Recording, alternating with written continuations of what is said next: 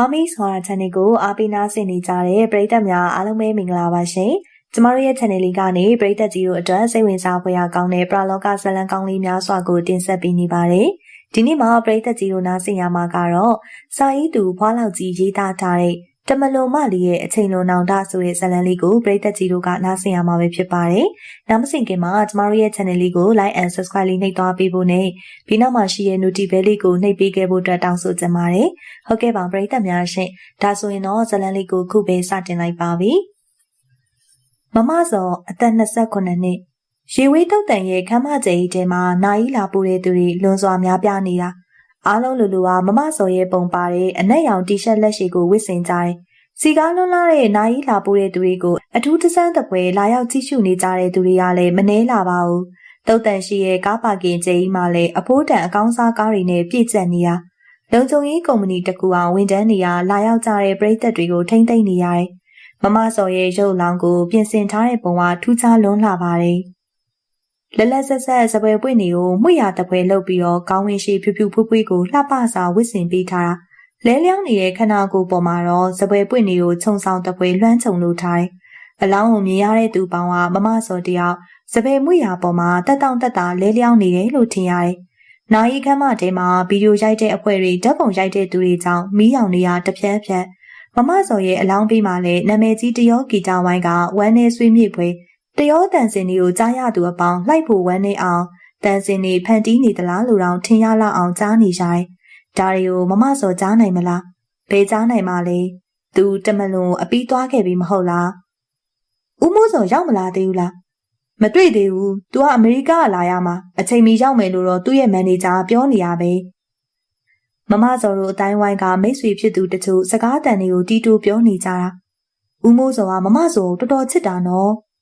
နာယီခန်းသားကိုတော့အကြီးအကျယ်လှုပ်ထားတာငါနာယီလိုက်ပို့ဘူးတဲ့တက်တန်းတစ်လျှောက်လေးဒီလောက်ကြီးကျယ်တဲ့နာယီမတွေ့ဘူးဘူးဟုတ်တယ်ကွာနာယီခန်းမတွေရောက်တဲ့သူတိုင်းမျက်ရည်စို့ရတယ်နေရန်ဒီမှာကြည့်လေမမစော်ရဲ့ပိုစတာပုံတွေအပြည့်ကိုကတ်ထားတာတရောဝါရအတန်းလည်းအလိုလိုကိုငိုကျင်လာတယ်ခန်းမတစ်ခုလုံးလည်းစပယ်နဲ့နေတင်းအီးနေရပဲထိုင်ကုန်မှာထိုင်နေတဲ့သူတွေမျက်ရည်တွေဝေ့နေတယ်ဦးမိုးစောဆိုတာကမြန်မာပြည်ရဲ့အချမ်းသာဆုံးတတိတီတရားထိတ်တန်းတရားကုမ္ပဏီများစွာကိုလည်းပိုင်ဆိုင်ထားတ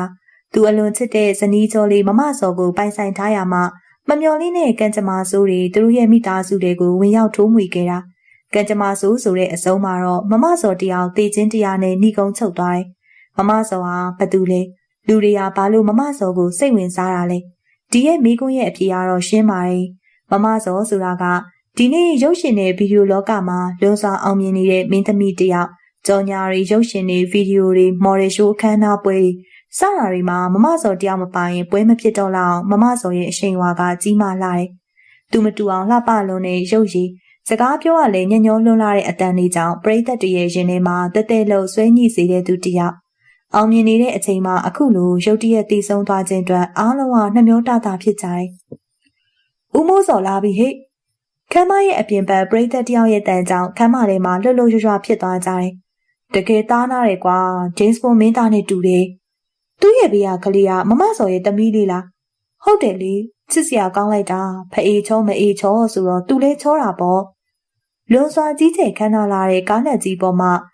ကိုရန်တော်အဆောင်လေးဦးနဲ့အတူဦးမိုးစော်နဲ့အတူ၃နှစ်အရွယ်ကလေးတစ်ယောက်နာယီခမ်းမတဲကိုတလန်းချင်းရှောက်လို့လာတယ်မျက်နှာပေါ်မှာဝမ်းနဲ့ရိတ်တွေတန်းနေပေမဲ့လူကြီးလူကောင်းပိသားစွာမိမိရဲ့ခံစားမှုကိုထိမ့်သိမ်းထားမှုကြောင့်တီတန့်စွာရှောက်လာတယ်သူ့ရဲ့လက်တစ်ဖက်မှာဆွဲထားတဲ့၃နှစ်အရွယ်သမီးငယ်လေးရဲ့မျက်နှာကတော့ဘာမှမသိသေးတဲ့အရွယ်ကြောင့်ခံစားမှုကင်းမဲ့နေရလူတွေကသူတို့သွားတာရုံလမ်းရှင်းပေးကြတယ်။နာယီခမ်းမတွေကိုရောက်တော့ထိုင်ကုန်တွေမှာထိုင်နေတဲ့သူတွေကမတ်တက်ထရက်ပြီးတော့အယိုသေးပြုတ်ကြတယ်။အားလုံးလူလူကမမစော်ဒါမှမဟုတ်ဦးမိုးစော်နဲ့တနည်းညီနဲ့ပတ်သက်ကြတဲ့သူတွေဖြစ်တယ်။တယောက်တစ်ပေါက်တူတူနဲ့စူညံနေတဲ့အတန်တွေကလည်းရုတ်တရက်တိတ်ဆိတ်လို့သွားတယ်။ဦးမိုးစော်ကသူ့သမီးလေးတန်တာတာရဲ့လက်ကိုဆွဲပြီးမမစော်အလောင်းပြင်ထားရအောင်ရှောက်လိုက်။တရောတန်စင်နေရရက်သွားတော့ဦးမိုးစော်ကမမစော်ရဲ့အလောင်းပေးမှရက်ပြီးမမစော်ကိုကြေကွဲစွနဲ့စွာနဲ့ကြည်နေရ။ပပ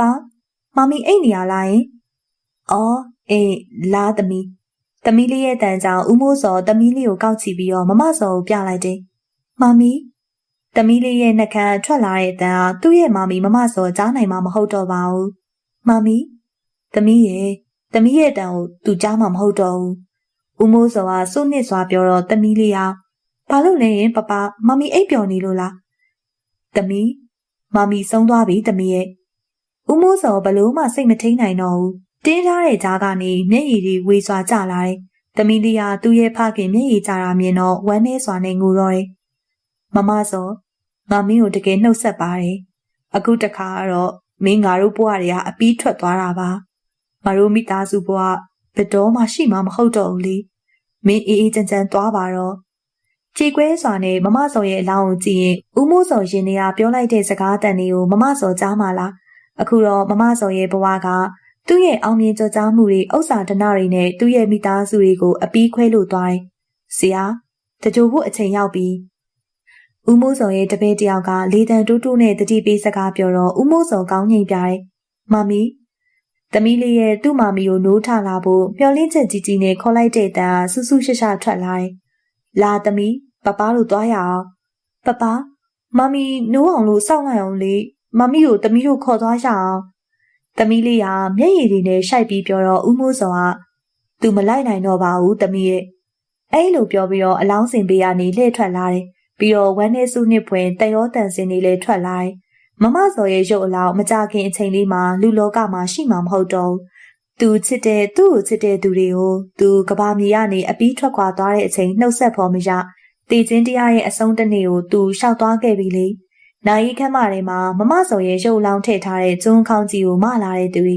အိမ်နောက်မှာရုပ်တဲသူတွေတကြိုဆက်ရှိမှာတိုးမပအောင်များပြလို့နဲ့သူ့ရဲ့ပရိသတ်တွေမမစော်မြင်တွေ့ခွင့်မရတော့ဦးမိုးစော်ကတော့သူ့ရဲ့သမီးလေးကိုချီကားသူ့ရဲ့ကားနက်ကြီးတွေကနေတကြိုဆက်စီကိုသွားနေတဲ့မမစော်ရဲ့ရုပ်အလောင်းကိုထည့်ထားတဲ့ကျွန်းခေါင်းကြီးကိုတွေ့ကြီးကြည့်နေရဲ့တကြိုဆက်ရဲ့တန်တကားဖွင့်လိုက်တန်ပိတ်လိုက်တန်ကြီးဟာကျဲလောင်စွာထွက်ပေါ်လာတယ်ဦးမိုးစော်ရဲ့အကြည်ဟာပြောင်းသွားတယ်သူကြည့်နေတာကတကြိုဆက်ရဲ့ခေါင်းတိုင်ပေါ်ကမိခိုးငွေတွေဒီရဲ့မိခိုးငွေတွေကမမစော်ရဲ့ရုပ်အလောင်းတကြိုရာမှာထွက်လာတဲ့အခိုးငွေတွေအခုတော့လေသူတို့ဘဝတွေကမမစော်အပီးထွက်သွားခဲ့ပါပြီဦးမိုးစော်ရဲ့မျက်ရည်ပူတစ်ပေါက်ကျဆင်းလို့သွားတယ်ဟာကျွန်တော်ဘယ်ရောက်နေရလဲမွန်းတဲတယောက်ကတင်ပေါ်ကနေထထိုင်ပြီးတော့ဘေးပင်ညာကိုကြည့်ကအံ့ဩနေရဲ့မျက်နှာကျက်ဖြူဖြူသူ့ရဲ့ကတင်နောက်မှာကတင်နေအစီအီဟင်ငါစီးုံရောက်နေရပါလားကုကိုတတိထားပြီးတော့ဦးကောင်းမှာပတ်တီးဖြူဖြူညာလက်မှာပတ်တီးတွေခြေထောက်ကလည်းအနှင်းငယ်ကိုက်နေရဲ့လူနာတတိရလာပြီလားအင်ကြီးအဖြူထမိန်အနီနဲ့သူနာပြုဆီယာမရောက်လာကသူ့ကိုမေးရဲ့ဆီယာမကျွန်တော်ဘလို့လုပ်ပြီးဒီကိုရောက်လာတာလဲရှင်အခုမှတတိရလာတာမလားပြန်လဲနေပါရှင်တတိလစ်နေရ3ရက်ရှိပြီဗျာမွန်းတဲ့အံ့ဩလို့သွားတယ်ပြီးတော့ဆီယာမကျွန်တော်တတိလစ်တာ3ရက်ရှိပြီဟုတ်လားဟုတ်ပါတယ်ရှင်စကားတွေအများကြီးပြောမနေနဲ့လဲနေပါကျမဆရာဝန်ကြီးကိုသွားခေါ်လိုက်အောင်မယ်ဟုတ်ကဲ့မွန်းတဲ့အိယာဘောကိုပြန်လဲလိုက်တယ်ခေါင်းထဲမှာလည်းမူးနောက်ဖြစ်နေရဲ့အမှန်ဆိုအခုချိန်မှာသူစီးရုံမရောက်သေးဘူးသူ့မှာအရေးတကြီးလှုပ်ရှားတွေကိစ္စတွေရှိသေးရဲ့မမစောငါ့ကိုစောင့်နေမှာပဲငါဘယ်လိုလုပ်ရမလဲမမစောရဲ့မျက်နှာသူ့ရဲ့အာယုံနဲ့ပေါ်လာတယ်မြို့အားပြင်းလွန်လာတဲ့မိန်းမတစ်ယောက်သူ့ရဲ့အကြည့်တစ်ချက်နဲ့ရင်တစ်ခုလုံးတိတ်ခေါင်ဖြစ်သွားရောက်လောက်အောင်ဆွဲဆောင်မှုရှိလွန်းနေသူအေးချမ်းတိတ်ဆိတ်တဲ့အဝေးပြေးရဲ့အမြန်လမ်းမပြီးမှာခြံကျဲကြီးတရားအိမ်လေးမမစောနဲ့သူတို့ရဲ့လှပတဲ့အိမ်မက်တွေကိုဖော်ဆောင်ပေးမဲ့ကွန်းခိုရာနေရာလေးအဲ့ဒီနေရာကိုသူအရောက်လာခဲ့တာအခုတော့လူနာခမရသက်တာရဲ့လားမျက်လုံးကိုမှိတ်ပြီးတော့အတွေးလွန်နေတဲ့သူကိုလာမေးတဲ့အတန်ကြောင်ကြည့်လိုက်တော့အသက်40ဝန်းကျင်ခန့်အသားဖြူဖြူခန့်ခန့်ချောချောနဲ့လူတစ်ယောက်သူ့ရဲ့ဘေးမှာသူနာပြုဆရာမလေးခမရကားအက်ဆီဒန့်ဖြစ်တာဗျအံ့ဩစွာထထိုင်မဲ့ပြူသူနာပြုဆရာမလေးကရှင်ရုတ်တရက်မထနဲ့လေရှင့်ရဲ့ကောင်ထိခိုက်ထားတယ်ဟုတ်ပါတယ်ခမရငြိမ်ငြိမ်လေးနေပြီးပါပြီးရင်ကျွန်တော်မေးတဲ့မေးခွန်းကိုဖြေပေးပါဟုတ်ကဲ့မွန်းတဲအိယာပေါ်ပြန်လဲပြီးတော့ငြိမ်နေရဲ့ဒေါက်တာသူ့ကိုဆေးထိုးပေးရအောင်မလားရတယ်ဆရာမကျွန်တော်လိုအပ်တာမေးအောင်မယ်လိုအပ်ရင်ကျွန်တော်ပြောမယ်ဆရာဝန်ကသူနာပြုဆရာမလေးဘက်ကိုလှည့်ပြောပြီးတော့မွန်းတဲဘက်ကိုလှည့်ခမရရဲ့နာမည်ပြောပါမွန်းတဲပါမွန်းတဲကခက်ပြက်ပြက်ပြောတော့ဆရာဝန်ကပြုံးပြီးတော့ခေါင်းငိမ့်နေခမရကားအက်ဆီဒန့်ဖြစ်တာကိုမှတ်မိသလောက်ပြောပြပါဟိုမွန်းတဲစဉ်းစားရင်းနဲ့ခေါင်းတွေမူးဝေလာတယ်ဆရာဝန်ကသဘောပေါက်စွာနဲ့ ကိုမွန်းတဲ့စဉ်းစားရခက်နေမပြောပါနဲ့ကျွန်တော်ကအမှုစစ်တရားမဟုတ်ပါဘူးကိုမွန်းတဲ့ရဲ့အုံနောက်နဲ့အာယုံကျော်ထိခိုက်မှုရှိမရှိအခြေအနေသိကျင်လို့မေးတာပါကျွန်တော်ကောင်းနေတိတ်မူးနေရဲ့ဗျာလောလောဆယ်ကျွန်တော်မဖြေနိုင်သေးဘူးဟုတ်ပါပြီကိုမွန်းတဲ့ဆန္ဒရှိတာကိုပြောပါဆရာဝန်ပြုံးပြုံးလေးပြောတော့မွန်းတဲ့ကလေသံတူးတူးနဲ့ကျွန်တော်မမနဲ့တွေ့ကျင်နေဗျာအခုလောက်ဆိုမမကျွန်တော်ကိုစောင့်နေပြီမမဟုတ်လားမမဆိုတာဒီချိန်သူနာပြုဆရာမတယောက်ရောက်လာပြီးတော့ဆရာဝန်ကိုဒေါက်တာဟိုလူနာဆုံးပြီဗျာဟုတ်ပြီကျွန်တော်လာကြည့်မယ်ကိုမွန်းတဲ့တတနေပါခဏနေကျွန်တော်ပြန်လာမယ်ဟုတ်ကဲ့ဆရာဝန်နဲ့သူနာပြုဆရာမတွေထွက်သွားတော့မွန်းတဲ့တယောက်လဲနေရကနေထထိုင်လိုက်တယ်ဟင်အခန်းနေရန်ကတိုင်ကက်နာရီမှာ17နာရီကျော်နေပြီမမနဲ့ငါ8နာရီချိန်ထားတာဘယ်လိုလုပ်ရမလဲအတွေးတွေရှုပ်လိုက်ခေါင်းထဲကအနှဲငယ်မူးနေတာမှတပါကြံတဲ့တန်ရာတွေနဲ့နာကျင်မှုတွေကမပြောပလောက်ပါဘူးငါဘာလုပ်ရမလဲမမငါမရှိရင်တယောက်တည်းဖြစ်နေမှာငါစေးရုံကထွက်သွားရင်ဘယ်သူမှသိမှာမဟုတ်ဘူးဆုံးဖြတ်ချက်ကိုချပြီးတော့ကတင်ပေါ်ကနေစင်းကဘယ်သူမှမသိအောင်အရေးပေါ်ခန်းထဲကနေတိတ်တဆိတ်ထွက်ခွာလာခဲ့တယ်ဟေးတက္ကစီအငါကတစီပကူးဘက်ကနေဆင်းလာတာတွေ့ရနဲ့လှမ်းပြီးတော့တားလိုက်တာသူ့ရဲ့ရှိမလန်းမကန့်မှရက်ပေးရကြောင်းကားနာကိုရှောက်လိုက်ကားငါလို့ရမလားရန်ကုန်ဆိုရင်ရမယ်ဗျကျွန်တော်ကရန်ကုန်ပြန်မလို့ပါမွန်းတဲ့စိတ်ညစ်သွားတယ်အမြန်လန်းမိုင်20ကိုသွားကျင်တာပါကူညီပါဗျကျွန်တော်အရေးကြီးလို့မဖြစ်ဘူးဗျညစ်နက်နေပြီကူညီပါဗျကျွန်တော်တိတ်အရေးကြီးနေလို့ပါမွန်းတရားသူ့ရဲ့အင်ဂျီအိတ်ထဲကိုစမ်းကြည့်တော့9000တန်4ရွက်ထွက်လာတယ်2000ပြီးပါမယ်ဘလို့မှသဘောမထားပါနဲ့ကားသမားစဉ်းစားနေငွေ2000ကနဲတာမှမဟုတ်တာမိုင်20ကလည်းဝေးတာမှမဟုတ်အဝေးပြေးလန်းဆိုတော့အချိန်ရသိမ့်မကုန်ကျွန်တော်လူကောင်းပါခမည်းအတွက်ဘာအနေနဲ့မှမပေးပါဘူးဟုတ်ပြီလေတက်ကျေးဇူးပဲဗျာမွန်းတက်ရနဲ့ကားနောက်ခန်းထဲကိုဝင်လိုက်တော့တက်စီမောင်းသမားကကားကိုအရှိန်ပြင်းပြင်းနဲ့မောင်းထွက်လာတယ်မွန်းတက်ရကားသမားမပြင်းစေဖို့အတွက်ခမည်းဘကိုးអော်တာလားဘကိုးမရောက်ပါဘူးအင်းတကော်နာတယ်ငါတော့အသွားပြန်ဗျဟိုရောက်တော့အဲ့ဒီကလူကပြန်မလိုက်ဘူးတဲ့နေခဲ့တယ်လေကားသမားကပြောရင်းနဲ့အရှိန်အမြင့်ဆုံးတင်ပြီးတော့မောင်းရင်းနဲ့အဝေးပြေးလမ်းပေါ်ကိုချိုးကွေးလိုက်တယ်လမ်းအုံဖြူခါကောက်ခံရေးဂိတ်ကိုကျော်တော့ကားကိုစိတ်ရှိလက်ရှိမောင်းတော့တယ်ခမည်းကားမောင်းတာအတော်ကျွမ်းကျင်တာပဲမွန်းတရချီကျူတော့တက်စီမောင်းနေသူကကျွမ်းကျင်တယ်မလုံးနဲ့ဟိုင်းဝေးလမ်းမို့လို့မောင်းရတာအင်းတကော်ကိုသွားတော့ကလေထောက်ကျန်အကျော်မှာကားတိုက်ထားတာတွေ့တာမြင်မကောင်းဘူးဗျာ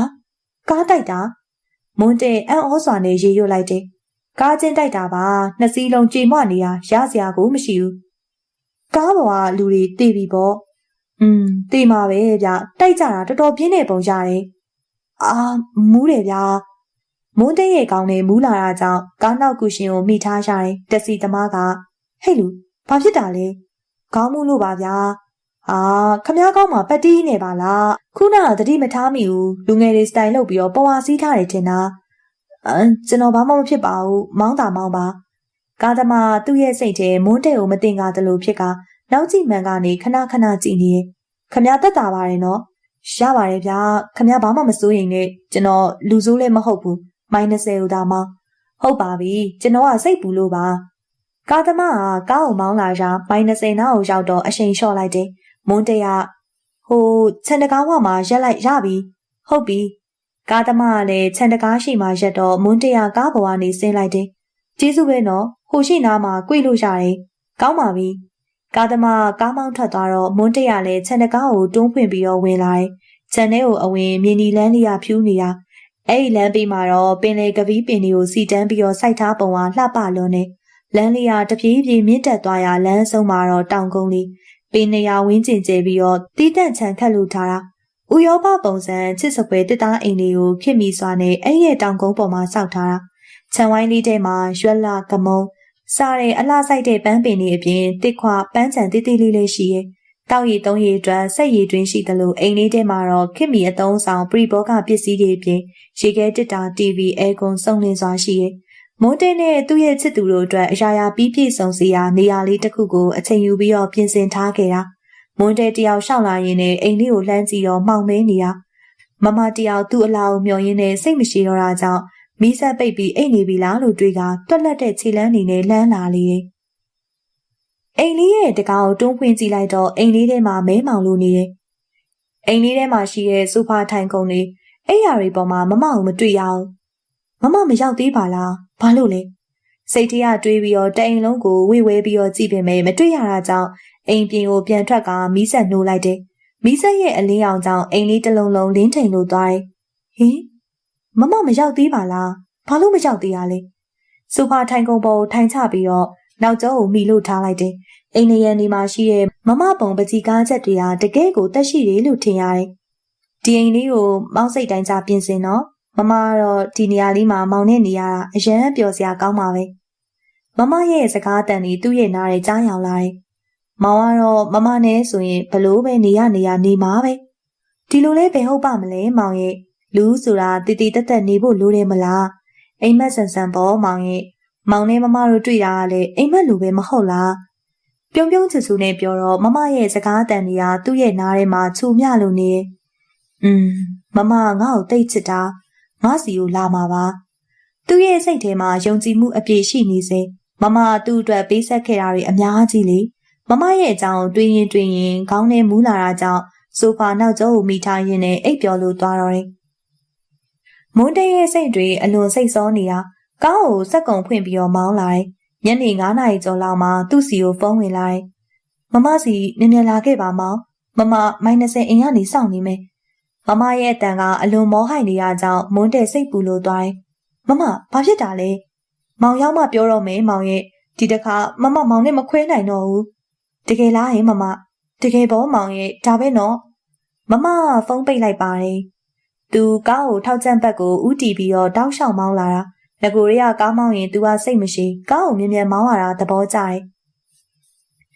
ထောက်ကျန့်လုံးတော့ကားအရှိန်ကိုပုံမြင့်ပြီးတော့မောင်းလာစဉ်ရှေ့တတရမောင်းလာတဲ့ BMA ပြိုင်ကားအမျိုးအစားကားလေးဟာအရှိန်ပြင်းစွာနဲ့သူ့ရဲ့ကားရှိတတဲ့ကိုတိုးဝင်လာတာကားကိုဘလို့မှရှောင်ချိန်မရတော့ဘူးအရှိန်ပြင်းစွာနဲ့ကားနှစ်စင်းခေါင်းချင်းဆိုင်ပြီးတော့တိုက်လေရာနှစ်စီးစလုံးလွင့်စင်လို့သွားတယ်မွန်းတဲတယောက်လေးထဲမှာလွင့်စင်သွားတယ်လို့သူ့ရဲ့အာယုံတွေကလည်းမဲမောင်ကျသွားတယ်ဟင်မမရဲ့ရီမောတန်ချုံများတဲ့အပြုံးတွေပြီးတော့မမရဲ့ပုံရိပ်တွေကကားချက်တစ်ခုလိုတစ်ချက်ပြီးတစ်ချက်မောင်ကိုမမသိချစ်တယ်မောင်ရဲ့မမရဲ့နှုတ်ဖြားထွက်လာတဲ့စကားအတန်တွေမမရဲ့ခန္ဓာကိုယ်ကလေထဲမှာလွင့်နေတာစံနယ်ရှည်တွေကလည်းဝေးဝေးမမဟောသူခေါ်တာကိုမမပြန်ထူးတန်တဲ့အတူတပြေးပြေးဝေးလို့သွားတယ်မမမောင်လှုပ်ပါအောင်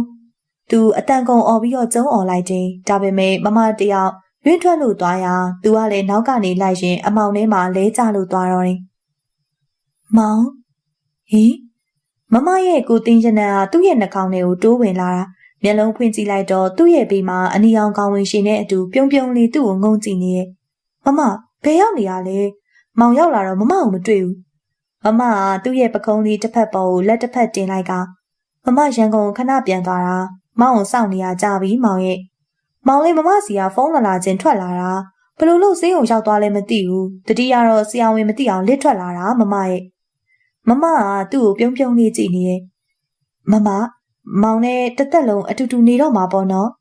မောင်ရဲ့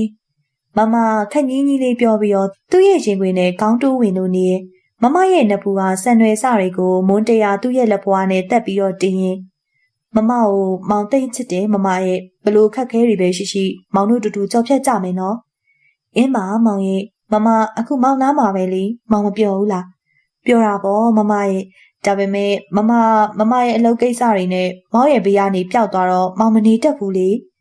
မမကသူ့ရဲ့ရင်ခွင်ထဲကနေထွက်လိုက်ပြီးတော့မျက်နှာချင်းဆိုင်နီးကပ်အောင်နေရဲ့မမရဲ့လှုပ်တွေကိုမမဆွန့်လိုက်ပြီးမောင်ဘေးနားမှာပဲနေတော့မယ်ဟင်ဘလို့မမဟုတ်တယ်မောင်ရဲ့မမလှုပ်နေတဲ့အလုပ်တွေနဲ့ဆိုရင်မောင်ရဲ့ဘေးနားမှာနေလို့ရမှာမဟုတ်ဘူးလေမောင်ရဲ့မွန်းတဲရဲ့မမရဲ့စကားကိုယုံနေမမသူနဲ့ပတ်သက်ရင်ပြတ်သားတယ်အရာရာကိုစွန့်လွတ်ခဲ့တဲ့မမရဲ့အချစ်ကိုသူတန်ဖိုးထားတယ်မမမောင်ပိုက်စားရဲကွာဘာမှစားမလာခဲ့ရအောင်ခဏလေးနော်မောင်ရေခဲတက်တာထဲမှာဘာရှိမလဲမသိဘူးမမမွန်းတဲ့ဘေးကနေထပြီးတော့ရေခဲတက်တာကိုဖွင့်လို့ကြည့်ရဲ့မောင်ကြီးအမဲသားစိမ့်တွေပဲရှိရဲ့ချက်ရအောင်မယ်ဘယ်လိုလုပ်မလဲမချက်ပဲစားလို့ရတာမှမဟုတ်တာမမရဲ့ချက်ရမှာပေါ့မမရေခဲတက်တာတွေကအမဲသားတုံးယူထုတ်ပြီးတော့အိမ်လေးရဲ့နောက်ဘက်မိဖို့ခန်းထဲကိုယူသွားတယ်မွန်းတဲ့ရလည်းနောက်ကနေလိုက်သွားတယ်မမမောင်ဘာဝိုင်းကူရမလဲ ရတယ်မောင်ရဲ့မမအမဲသားတုံးကိုရေဆေးပြီးတော့အတုံးလေးတွေတုံးကဟင်းချက်တဲ့ဦးတွေကိုထည့်မယ်အပြူအသားစိမ်းတုံးကိုကောက်ယူပြီးတော့ပါဇက်သေးထည့်လိုက်တယ်ဟင်ဘာလို့အသားစိမ်းစားတာလဲမမရဲ့မမကြိုက်လို့ပါမောင်လေးစားကြည့်ပါလားဟာအစိမ်းကိုမစားပါဘူးမမလည်းနောက်မစားနဲ့နော်မွန်းတရပြောတော့မမပလုတ်ပလောင်ဝါကကောင်းလို့ပါမောင်ရဲ့မမကတော့လှုပ်ပြီးမွန်းတရပြောပြီးတော့အိမ်ရှိကိုထွက်လာတော့မမပေါင်းဦးနဲ့ထမင်းကိုတည်ပြီးတော့ကြံနေခဲ့တာဒီလိုပါပဲသူနဲ့မမတို့ရဲ့ကြည်နူးပွေရာလှပတဲ့ညနေခင်းလေးကအခုလိုပဲတတရရပါပဲမမကလည်းသူ့ကိုချစ်တယ်သူကလည်းမမကိုချစ်တယ်ဘာမှမလိုပဲမနက်ခင်းမရောက်ခင်ကျဲဆုံတဲ့ညတိုင်းရှင်ခုန်တန်နေမြန်နေခဲ့တယ်မွန်းတဲ့အိယာကနိုးတော့သူ့ရဲ့ဘေးမှာမမမရှိတော့မမဘယ်များသွားနေရလဲခြံထဲမှာပဲလမ်းဆင်းရှောင်နေရလားမနက်နေရတတော်ကိုမြင့်နေပြီမွန်းတဲ့အိယာကနေထပြီးနိုင်ကိုကြည့်လိုက်တော့မနက်9 နာရီရှိပြီမျက်နှာတစ်ဖို့အတွက်ရေချိုးခန်းထဲကိုဝင်သွားပြီးတော့သွားတိုက်ကိုလက်တန့်စင်ကမိဖို့ခန်းထဲကိုဝင်တော့စပွဲပေါ်မှာသူ့အတွက်မနက်စာပြင်ဆင်ထားတယ်ပေါင်မုံမီးကင်2ချက်ကြက်ဥကျော်2လုံးအေးဆက်ဆက်ကော်ဖီတစ်ခွက်မမငါစားဖို့လုပ်ပေးထားတာပဲစပွဲရောက်ကထိုင်ကိုဆွဲယူထိုင်ပြီးတော့မနက်စာကိုအားရပါရစားလိုက်တယ်အခုလိုသူ့အတွက်မနက်စာပြင်ဆင်ထားခြင်းနဲ့မမတယောက်ခြံထဲမှာရှိရာတေးကြတယ်မမကပန်းပင်လေးတွေကိုချစ်တယ်တစ်ခွပန်းပင်လေးတွေဆိုရင်အမြဲတမ်းတယူတရာရှိတတ်တာမို့တစ်ခွပန်းချံလေးတွေပဲမမရောက်နေလားလို့တွေးမိရဲ့စားတော့ပြီးတော့အိမ်လေးတရနေထွက်ပြီးတစ်ခွပန်းချံဘက်ကိုမမကိုရှာတယ်မတွေ့ပါဘူးမမဘယ်ရောက်နေလဲစိတ်ထရတမျိုးဖြစ်သွားတယ်သူတို့နေထိုင်တဲ့ကျိန်ဝန်းလာတဲ့ခြံကျဲကြီးရဲ့အနောက်ဘက်ခြံထောက်မှာတသက်ရရက်စောက်ထားတဲ့တစ်လုံးအိမ်လေးတစ်လုံးရှိရဲ့အဲ့ဒီအိမ်လေးမှာဦးစောထီနဲ့ဒေါ်မိုးတို့နေကြတာအရင်ခြံရှင်တွေလက်ထက်ကလေးကနေလာကြတဲ့သူတွေဖြစ်တာကြောင့်ခြံကြီးကိုလိုတလိုပြုတ်ပြင်ကြတယ်ကရင်လူမျိုးအဖိုးဖွား2 ဦးဖြစ်တာကြောင့်ရိုးသားလှပြီးတော့တစ္ဆာအလွန်ရှိရဲ့ခြံကြီးကအရင်ကပဲခူးရိုးတော်ဆက်မှာရှိပြီးတော့အခုရန်ကုန်မန္တလေးအမြန်လမ်းဖောက်မှလမ်းမဘေးမှာရှိနေတယ်လို့ဖြစ်သွားတာတစ်လုံးအိမ်လေးစီကိုမွန်းတဲရောက်လာတော့အိမ်လေးရဲ့ပြီးမှမိခိုးတွေဥထွက်နေရဲ့အိမ်ရှိကိုရောက်တော့မွန်းတဲကဖာတီအမိုးအဲ့လိုအော်ခေါ်လိုက်ပင်မဲ့အထက်ကပြန်ထူးတယ်မကြားရအောင်ဖာတီအမိုးမရှိကြဘူးလားအမိုးရဲ့ပြန်ထူးတန်ကိုတော့ကြားရပါတယ်အတန်ကအိမ်တရမဟုတ်ဘူးအိမ်လေးရဲ့အနောက်ဘက်ကဖြစ်တယ်အမိုးလာပြီဟေ့ငါခြံနောက်ဘက်မှာပဲတီချိုးနေလို့ဟေ့တစ်လုံးအိမ်လေးရဲ့အနောက်ဘက်မှာစိုက်ခင်းလေးရှိရဲ့ပဲတီမုံလာပန်းကော်ပြီးကွန်းစတာတွေကိုသူ့ခင်းနဲ့သူစိုက်ပြိုးထားတာအဲ့ရရတဲ့ဝင်ငွေတွေနဲ့အမိုးတို့လင်မယားစားကြတယ်မမစော်နဲ့မွန်းတရာလာစာအပြင်စံစီတွေကိုမပြတ်စေဖို့အတွက်ဝယ်ပေးရဲ့ခြံကြီးကိုတန်ရှင်းတက်ရက်အောင်ထိမ့်သိမ့်တယ်လို့မမစော်နဲ့မွန်းတဲတို့နေရဲ့အိမ်လေးကိုလည်းထိမ့်သိမ့်ပေးတာကောင်းလေးညရောက်တာမလားငါတို့ကြားတယ်ခဏနေရင်ခြံထွက်အသီးရွက်တွေလာဖို့မလို့အမိုးကပဲသီးတွေကိုပွေပြီးတော့ခြံနောက်ထရကနေထွက်လာကမွန်းတဲကိုပြောတယ်အမိုးမမဒီကိုလာသေးလားဟင်ကောင်မလေးပါလာလို့လားညကလေးကရောက်လာတာလေအမိုးမသိဘူးလားအမိုးကအံ့ဩနေတာညနေမဲလာတယ်ထင်တာကောင်မလေးငါတို့စီတော့မလာဘူးနင်တို့လာတာကားလည်းမတွေ့ပါလားဟုတ်တယ်ကျွန်တော်ကအငားကားနဲ့လာတာမမသူအခုမှတတိထားမိရဲ့မမစီးလာတဲ့ကားကိုမတွေ့ရအောင်မမကားလေး5 စီးရှိတာကြောင့်ကားတစ်စီးတည်းကိုပုံမှန်စီးလေးမရှိဘူးစီးကျင်တဲ့ကားကိုစီးတာကားဒရိုင်ဘာလည်းမထောင်ကားကိုသူကိုယ်တိုင်မောင်းတယ်မမအပြင်သွားရင်လည်းတူတယ်စိတ်ထရတွေးပြီးတော့အိမ်လေးစီကိုပြန်လျှောက်လာခဲ့တော့တယ်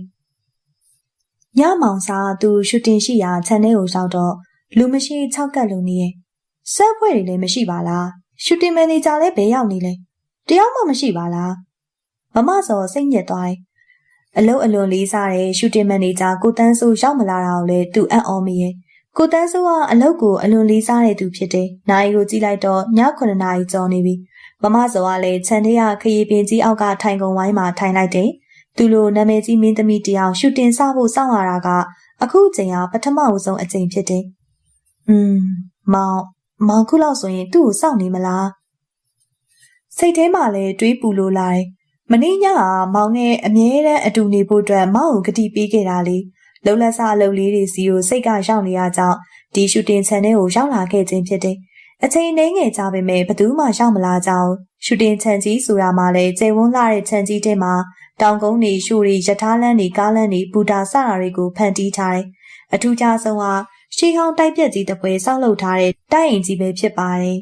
အဲ့ရဲ့တိုက်အိမ်ထဲမှာညမောင်မဲနေရင်ကြောက်စရာကောင်းနေလွန်ခဲ့တဲ့နှစ်များစွာကအဲ့ရဲ့တိုက်အိမ်ကြီးထဲမှာရုပ်ရှင်ရိုက်ရင်တက်ကြီးတရုတ်ဆောင်တယောက်ရုတ်တရက်နှလုံးသွေးရက်ပြီးတော့တေဆုံးခဲ့တာတရေချောက်တယ်လို့လည်းအလွန်နာမည်ကြီးရဲ့မမစောကတော့အယုံကြည်မရှိတရေဆိုတာကိုလည်းသူမကြောက်တတ်ဘူးညပန်အဲ့ရဲ့တိုက်ပြက်ကြီးတဲ့ရုပ်ရှင်ရိုက်ရင်တခြားသူတွေဟာအဆူအဖွဲ့နေကြပေမဲ့မမစောကတယောက်တည်းသူသွားလို့ရအောင်သွားတယ်တရေကပဲသူ့ကိုကြောက်တာလားတော့မသိပါဘူးတခါမှကြုံတွေ့ခြင်းမရှိခဲ့ဘူးပြန်ရင်ကောင်းမယ်ထင်တယ်မောင်ခုလောက်ဆိုရင်ငါ့ကိုမျှော်နေအောင်မယ်တွေးနေရင်နဲ့တိုက်ပြက်ကြီးတွေကနေလူရိတ်ထွက်လာတယ်သူ့ရဲ့ရင်နဲ့ထိတ်ခနဲဖြစ်သွားတယ်လူရိတ်ကအမောင်ထဲကနေသူ့စီကိုတရွေ့ရွေ့နဲ့လမ်းလာတာအနားရောက်ပြီးတော့ကြည့်လိုက်တဲ့အခါအလွန်ရုပ်ဆိုးလာတဲ့အဖွားကိုတယောက်ဖြစ်နေရမမစောရှေ့မလန်းမကန့်မှရက်ပြီးတော့တေချာကြည့်နေရကြောင်းမမစောကအဖွားကဘာတူလဲ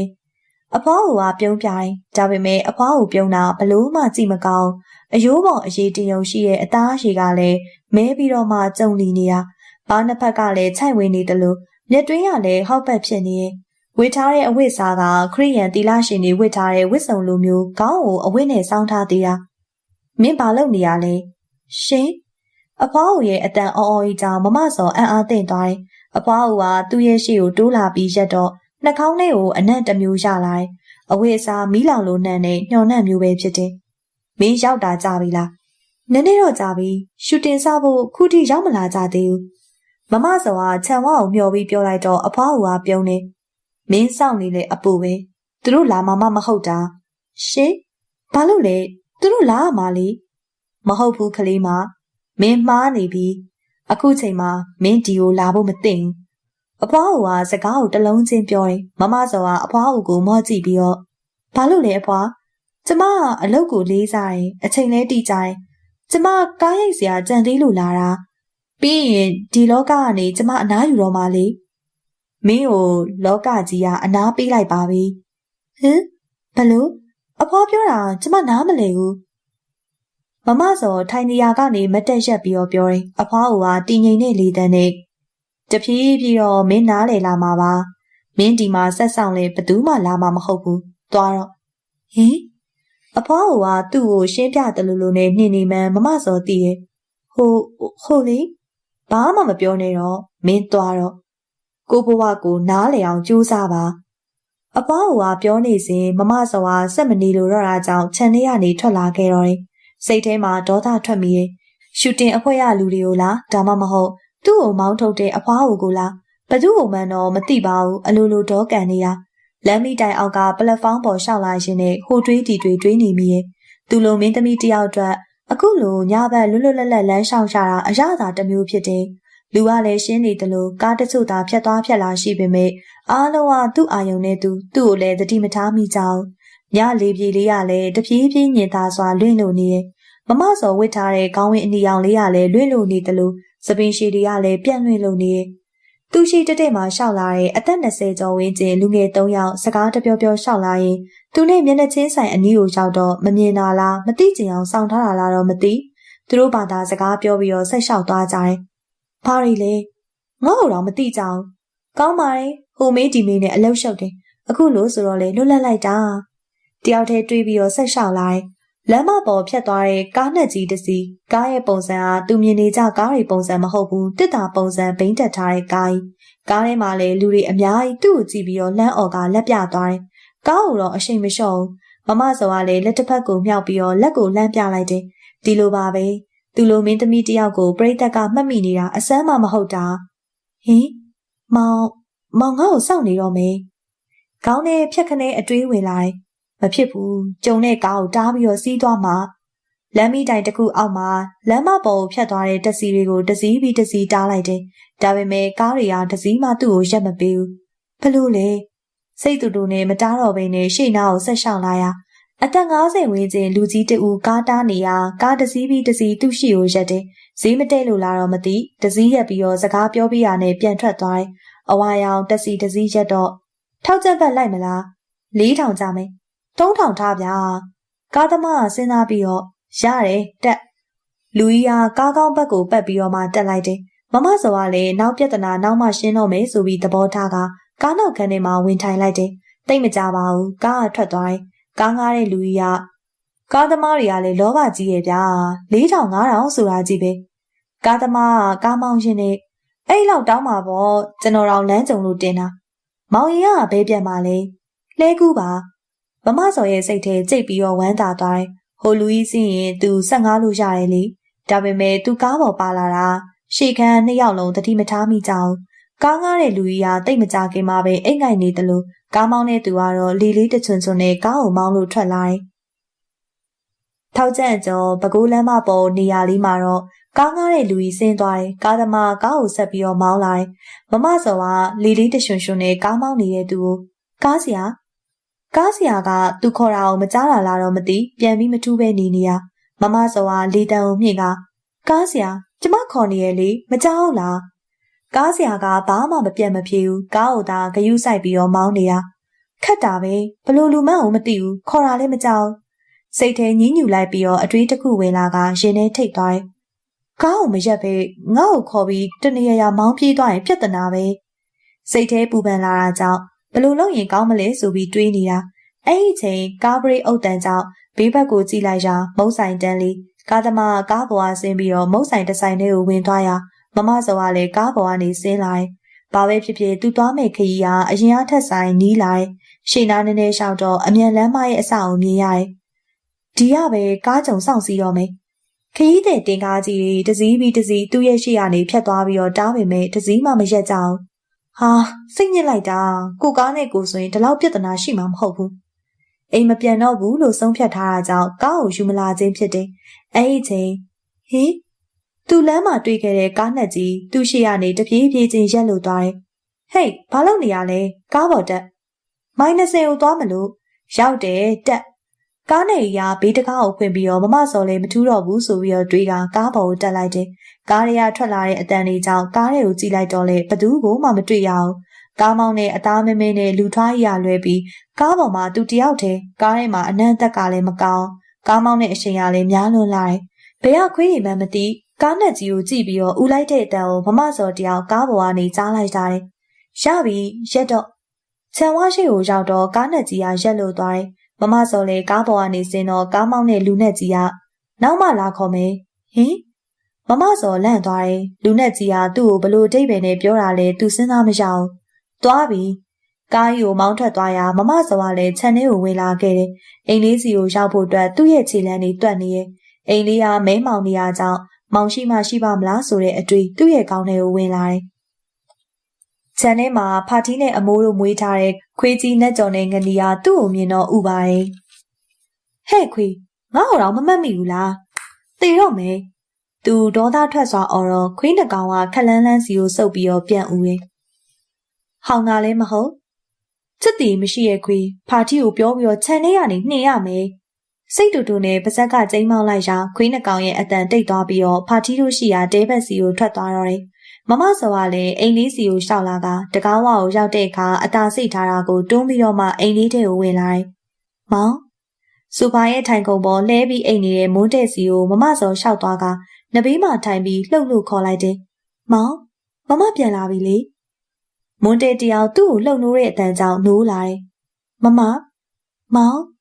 ်ဘယ်လျှောက်သွားနေရလဲမမရဲ့မောင်မမကိုဘယ်လိုလိုက်ရှာရမှာလဲမမစောကကျင်နာစွာနဲ့မွန်းတက်ရဲ့လက်ကလေးကိုကင်ကမမအလုပ်တွေလက်ဆက်တက်အောင်လုပ်နေလို့ပါအလုပ်တွေလည်းဖြတ်လိုက်ပါမမရဲ့မောင်နဲ့အမြဲတမ်းအတူတူနေနော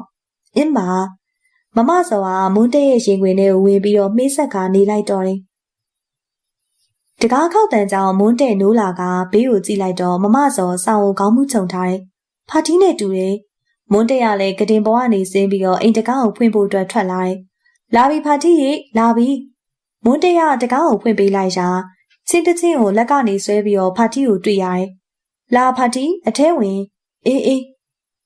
ဖာတီးကအိမ်ထဲကိုဝင်လာပြီးတော့ထိုင်ကုန်မှာဝင်ထိုင်လိုက်တယ်။ဒီမလေးကွယ်မောင်ရင်စားဖို့မုန့်တွေရဲ့အမဲသားချက်သားနွားနို့မင်းကုန်းစီကိုတွားပြီးတော့ဝဲလာတာ။အားနာစရာကောင်းလိုက်တာဖာတီးရဲ့မင်းကုန်းစီကအဝေးမို့လားဘယ်ချိန်လေးကထသွားတာလဲ။အိုးကွယ်ဒီခီးနဲ့ဒီခီးကတို့အတွက်မဝေးပါဘူး။အခင်းရထွက်တဲ့ပဲသီးတွေဖောက်သွဲသွားပြီးတော့ပြန်လာတော့အဲ့ဒါဝယ်လာတာလေ။ရေခဲတက်တာတွေထည့်ထားပေါ့။မောင်ရင်တယောက်တည်းဆိုရင်4-5ရက်လောက်ပါတယ်။မွန်းတရဖာတီးဝယ်လာတာတွေကိုချင်းထဲကနေထုတ်ကြည့်ကပစ္စည်းတွေကအတော်ဆုံးတာပဲ လိုအပ်ရင်ပြောနော်ဖာတီသွားဝယ်ပေးမယ်မမဘာစားခြင်းမလဲမသိဘူးမေးရအောင်မေဖာတီကအံ့ဩစွာနဲ့ကောင်မလေးရောက်နေလို့လားရှိရဲ့ဖာတီရဲ့မနိုးသေးဘူးနိုးရင်မေးလိုက်မယ်သူဘာစားမလဲမသိဘူးဖာတီကိုလာပြောမယ်ညခွေးဥတန်တော့ကြားတယ်တကယ်ဆိုဟောင်ရမှာဘာလို့ဥတာလဲမသိဘူးဖာတီကစကားကိုအဆက်ဆက်မရှိပြောတော့မွန်းတဲရဲ့မျက်နှာအနှင်းငယ်ပြတ်သွားတယ်ဖာတီပြောတာကဘလို့ဒိတ်ပဲလဲ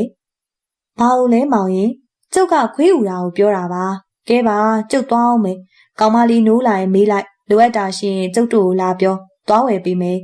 ဟုတ်ကဲ့ဖာတီထွက်သွားတော့မွန်းတဲရလည်းဖာတီဝယ်လာတာတွေကိုရေဆေးပြီးတော့ရေခဲတစ်တာတွေကိုထည့်လိုက်တယ်သူတို့ရဲ့ခြံတွေကလျှက်စစ်မီးရှိတာမဟုတ်ဘူးကိုပိုင်မီးစက်နဲ့မောင်းမှသာမီးရတာလျှက်စစ်ပစ္စည်းတွေအတွက်မီးစက်မောင်းပေးရတယ်မွန်းတဲမျက်နှာသေးသွားတိုက်ကိုလက်တန့်စင်ပြီးတဲ့အထိမမစောမနိုးသေးဘူးစောင်းကိုတကုံလုံးကိုခြုံလို့ထားတာမွန်းတဲကမမထသေးဘူးလားမောင်ဘရင်းပေါက်ပိတ်လိုက်ဘရင်းပေါက်ကထိုးတဲ့နေရာတအားပူတယ်မမကလည်းနေရာကမပူပါဘူးအခုမှမနက်9နာရီစွန်းစွန်းပဲရှိသေးတာမွန်းတဲရပြောတော့မမစောကစောင်းချုံတဲရနေပြီမမမနေနိုင်ဘူးဘရင်းပေါက်ပိတ်လိုက်ပိတ်လိုက်မယ်မွန်းတဲရဘရင်းပေါက်တကားတွေကိုပိတ်လိုက်စားအခန်းကမှောင်လို့သွားတယ်ဒီအခါမှာမမစောကစောင်းကိုလှန်ပြီးတော့ထလိုက်တယ်ဘာလို့လဲမသိဘူးမောင်ရဲ့နေအောင်ထိရနဲ့အသားတွေပူဆက်လာတာပဲမမကနေမကောင်းလို့လားနေတော့ကောင်းပါတယ်အပူတံမခံနိုင်တာပဲရှိရဲ့အဲကုန်းဖွင့်ထားလိုက်မွန်းတဲကမီးဆက်သွားမောင်းတော့မမစောအိမ်တရတကားတွေကိုပိတ်တယ်မွန်းတဲဝင်လာတော့အိမ်တအိမ်လုံးကမှောင်မဲလို့နေရအောင်တွေ့ရတော့မမစောတအိမ်လုံးမှောင်နေရပဲမမရဲ့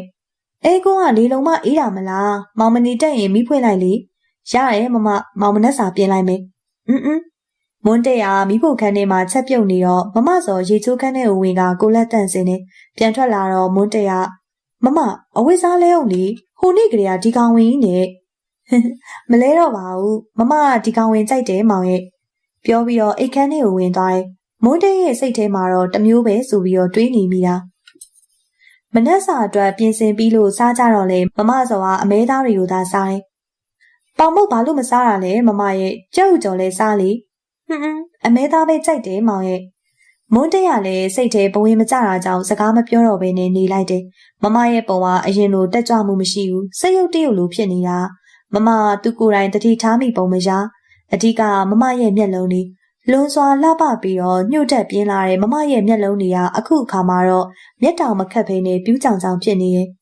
ဟေးမောင်အစားမစားပဲဇိုးကိုကင်ပြီးတော့ဘာတွေစဉ်းစားနေရလဲဘာရဲ့မဟုတ်ပါဘူး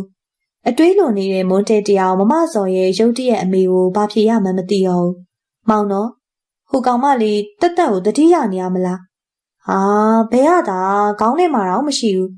မွန်းတဲကတော့ချက်ချင်းညင်းပစ်လိုက်တယ်တက်တက်ဆိုတာမွန်းတဲနဲ့ချင်းရင်ကောင်းရင်းနေတဲ့ငငယ်လေးကခင်လာတဲ့ကောင်မလေးအခုတော့တက်တက်ကဆရာဝန်ဖြစ်နေပြီသူ့ကိုလည်းတန်ရောစင်ထပ်ပူတဲ့အရေးရောင်လေးပြလာပေမဲ့သူကတော့မမပဲလေတကားခောက်တန်ကြားရတာကြောင့်မွန်းတဲစားနေခြင်းကနေထကဘသူလဲမသိဘူးမောင်သွားကြည့်လိုက်အောင်မေဖာတီနဲ့အမိုးတယောက်ယောက်ပဲနေမှာပါမွန်းတဲထွက်သွားတော့မိဖို့ခန်းထဲမှာထားထားတဲ့အမဲသားဟင်းတွေကိုလှန်ရှာပြီးတော့မမစောစားနေတော့တာအမိုးပါလားကောင်းလေဟင်းချက်ပြီးပြီလားနင်းဖာတီကလှုပ်ရှားရှိရာသွားလှုပ်ပေးလိုက်ဆိုလို့ငါလာခဲ့တာ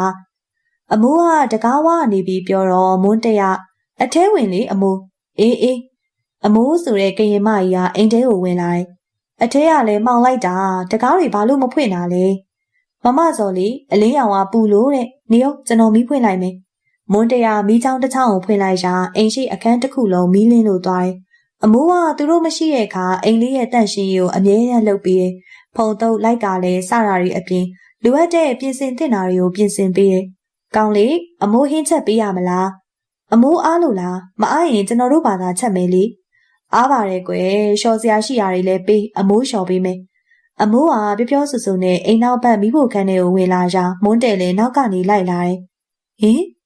မိဖို့ခန်းထဲမှာမမစော်ကိုမတွေ့ရဘူးကောင်းမလေးကိုမတွေ့ပါလားအမိုးကစပွဲပေါ်မှာစားထားတဲ့ပကံနှစ်ချက်ကိုယူပြီးတော့ဆေးဖို့အတွက်ပြင်ရင်းထဲမှာမေးလိုက်ပါတော့တယ်အိမ်ခန်းထဲမှာနေတူတယ်အေးပါကွယ်ဒါနဲ့ဘာချက်မှလဲပြောအမိုးချက်ပေးမယ်ချက်မဲ့အသားတွေထုတ်ပေးမွန်းတရရေခဲတစ်တာကိုဖွင့်လိုက်တာဟင်အမဲသားတွေမရှိတော့ပါလား အမဲသားတွေကနဲတာမဟုတ်ပါဘူးအခုတော့အမဲသားတော်ရင်ထည့်ထားတဲ့လင်မန်းသာကြံတော့တယ်မမစော်များမဟုတ်နိုင်ပါဘူးအစိမ်းကိုသူဘလို့စားနိုင်မလဲစိတ်ထဲကနေတွေးပြီးတော့ကြက်သားနဲ့ဟင်းသီးဟင်းရွက်တချို့ကိုထုတ်ကအမိုးကိုပေးလိုက်တယ်ကောင်းလေဘလို့ချက်မလဲကြိုက်တယ်လို့သာချက်အမိုးပြီးရင်အမိုးတို့အတွက်တစ်ခွက်ယူသွားလေရပါတယ်ကွယ်အမိုးတို့မှာဟင်းရှိပါတယ်အဲ့လိုမလုံးနဲ့အမိုးတစ်ခွက်တော့ယူသွားမယူရင်စိတ်ဆိုးမှာနော်အေးပါအေးအမိုးကချက်စရာရှိရာတွေကိုချက်ပြုတ်နေစဉ်မွန်းတရအခန်းထဲကိုဝင်လာရာကတင်ပေါ်မှာထိုင်နေတဲ့မမစောကိုတွေ့ရတယ်ပါဇက်ကလည်းတခုခုကိုလှုပ်ပြီးတော့ဝါနေတာမမဘာစားနေရလဲမမစောစားနေရာတွေကိုလျင်မြန်စွာစားပြီးတော့မြူချလိုက်တယ်မမရေခဲတက်တာတွေကအမဲသားတွေမမစားလိုက်လားဟင်မမစောကသူ့ကိုမျက်လုံးပြူးပြီးတော့စောင့်ကြည့်ရဲ့ပါဇက်ထဲမှာလည်းအစားအစာတွေကပလုတ်ပလောင်မမဘာဖြစ်နေရလဲအမဲသားတွေကအစိမ့်နေကြိုက်လို့ပါခက်တာပဲမမရဲ့မွန်းတရပြောတော့မမစောတစ်ဖက်ကိုလှည့်ပြီးတော့စားမြဲစားနေရဲ့မမအခန်းထဲကမှောင်နေအပြင်ထွက်အောင် TV ကြည့်ရအောင်အင်းမွန်းတဲလှည့်ထွက်သွားရမမစောကလည်းမွန်းတဲနောက်ကနေမလိုက်ချင်နဲ့လိုက်လာတယ်အဲကန်းရဲ့ထိုင်ခုံမှာထိုင်ပြီး TV ကြည့်တော့မွန်းတဲကမမဘာကားကြည့်မလဲတရေကမမစောကတရေကကိုအလွန်ကြိုက်တာခြောက်ချားစရာတွေကိုကြည့်ပြီးတော့သဘောကျနေတဲ့သူလည်းဖြစ်တယ်မွန်းတဲက CD ချက်ကိုထိုးပြီးတော့တရေကကိုကြည့်ကြစဉ် TV ထဲမှာတရေကအစားအစာတွေကိုမယုံမရှာစားနေရကိုမမစောကြည့်ပြီးတော့နှက်ခမ်းကိုရှာနေတက်ကအဲ့လိုစားကျင်လိုက်တာဟင်ဘလို့ပြောလိုက်တယ်မမလူသေးကောင်ဘိုက်ထဲကဦးတွေတဲတွေထုတ်ပြီးစားပြနေရရိုစရာကြီးလေစားလို့ကောင်းမှာပေါ့မောင်ရဲ့မမဘာဖြစ်နေရလဲအရင်ကဆိုအဲ့ဒါတွေကိုမမမကြည့်ချင်ဘူးလေမမစောဟာမွန်းတဲကိုဘာမှမပြောဘဲနဲ့အချောက်တိုက်ရီလို့သာနေပါတယ်မမဘာဖြစ်နေရလဲမွန်းတဲကစိတ်တူစွာမေးလိုက်မှမမစောရီဟာကိုရက်သွားတယ်ကားတကားလုံးစိတ်မပါစွာမွန်းတဲထိုင်ကြည့်ပြီးတော့ကားပြီးတော့မမစောမတ်တက်ရက်ကမမအခန်းထဲကိုသွားလိုက်အောင်မေနေရောမွန်းတဲကမမစောရဲ့လက်ကိုလှမ်းဆွဲရာလွန်စွာအေးဆက်ပြီးတော့ထုံနေတဲ့မမစောရဲ့လက်အထီးတွေးကြောင့်မွန်းတဲအံ့ဩသွားတယ်မမရဲ့လက်တွေအေးဆက်နေပါလားဘလို့ဖြစ်တာလဲဒီလိုပါပဲမမစောကသူ့ရဲ့လက်ကိုကင်ထားတဲ့မွန်းတဲရဲ့လက်ကိုဖယ်ကပြောလိုက်တယ်ပြီးတော့အခန်းထဲဘက်ကိုသွားဖို့အတွက်ပြင်ရာမွန်းတဲကနေရောမမဘာဖြစ်နေရလဲမမဘာဖြစ်လို့လဲမောင်မမကိုစိတ်ထဲဘာမတွေ့လို့လဲ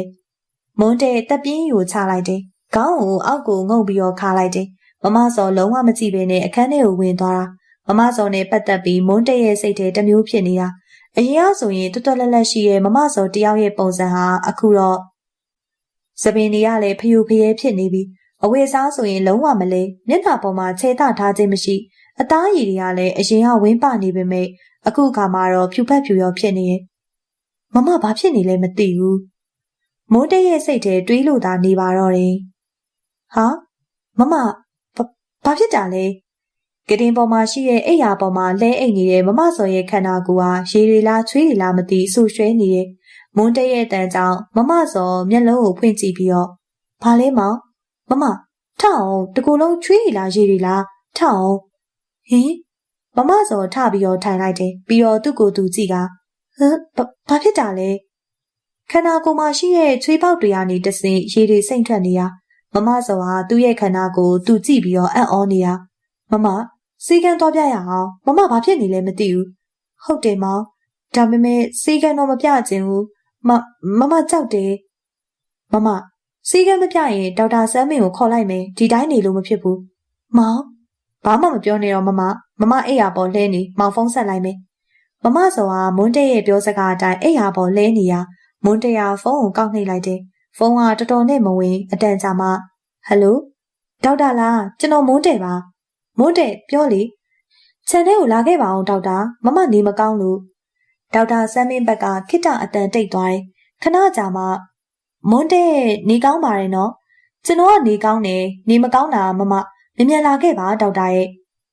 မွန်းတဲကျွန်တော်တန်လင်ဘက်မှာကိုကြီးကိုရာကိစ္စနဲ့ရောက်နေလို့ဒေါက်တာလာလို့မဖြစ်ဘူးပေါ့ sorry ပါမွန်းတဲဒေါက်တာဆန်းမင်းကတောင်းပန်ပြီးတော့ဖုန်းပိတ်သွားတယ်ဟင်မွန်းတဲကလည်းတက်ပြင်းကိုချကအခန်းထဲကိုဝင်လာတော့မမစောကအိယာပေါ်မှာငြိမ်သက်လို့နေအိပ်ပျော်နေရပဲလို့တွေးပြီးတော့အိမ်ရှိကိုထွက်လာကဖာတီတို့ရဲ့တဲရှိရာကိုရှောက်လာတယ်ထင်းခွဲနေတဲ့ဖာတီကသူ့ကိုမြင်တဲ့အခါလှမ်းပြီးတော့ ထမင်းစားပြီးပြီလားအကောင်လေးမစားရသေးပါဘူးဖာတီရဲ့ဖာတီကိုမေးစရာရှိလို့ဖာတီကထင်းခွဲနေတာကိုရက်ပြီးတော့ထလာတယ်လက်နှစ်ဖက်ကိုပုတ်ပြီးတော့ဖုန်ခါလိုက်တယ်ဘာမေးမှလဲမောင်ရင်ဒီလိုပါလူရဲ့ခန္ဓာကိုယ်ကရေတွေစိမ့်ထွက်လာရင်ဘာဖြစ်တာလဲဖာတီဟင်ဖာတီကမွန်းတဲ့ကိုအံ့ဩစွာကြည့်နေဘာလဲဖာတီကျွန်တော်မေးတာဖြေအောင်လေအော်မောင်ရင်ပြောတာစမ်းနေလို့ပါဖာတီတီတယောက်ကရေခဲတိုက်ဆောင်တဲ့အလုပ်ကိုလုပ်ဖို့လူသေးတွေကိုအေးတိုက်ထဲထည့်ထားလို့ကြာလာရင်အရည်တွေထွက်လာတယ်တဲ့ထွက်လာတဲ့အရည်တွေကလည်းတအားနံနေဆိုပဲဟာဖာတီကလည်းဘာတွေပြောနေရလဲမွန်းတဲ့ကမျက်နှာပြက်ပြီးပြောတော့ဖာတီကမောင်ရင်မေးတာကိုဖြေတာလေလူတွေကခန္ဓာကိုယ်ကအရည်ထွက်တဲ့ယောဂဖြစ်ကြတယ်လို့ငါမကြားဘူးတော်တော့ဖာတီကကျွန်တော်သွားမယ်မွန်းတဲ့ဆက်ပြီးတော့မမေးလို့တော့တာကြောင့်ဖာတီရှိကနေထွက်ပြီးတော့အိမ်လေးစီကိုပြန်လာခဲ့တော့တယ်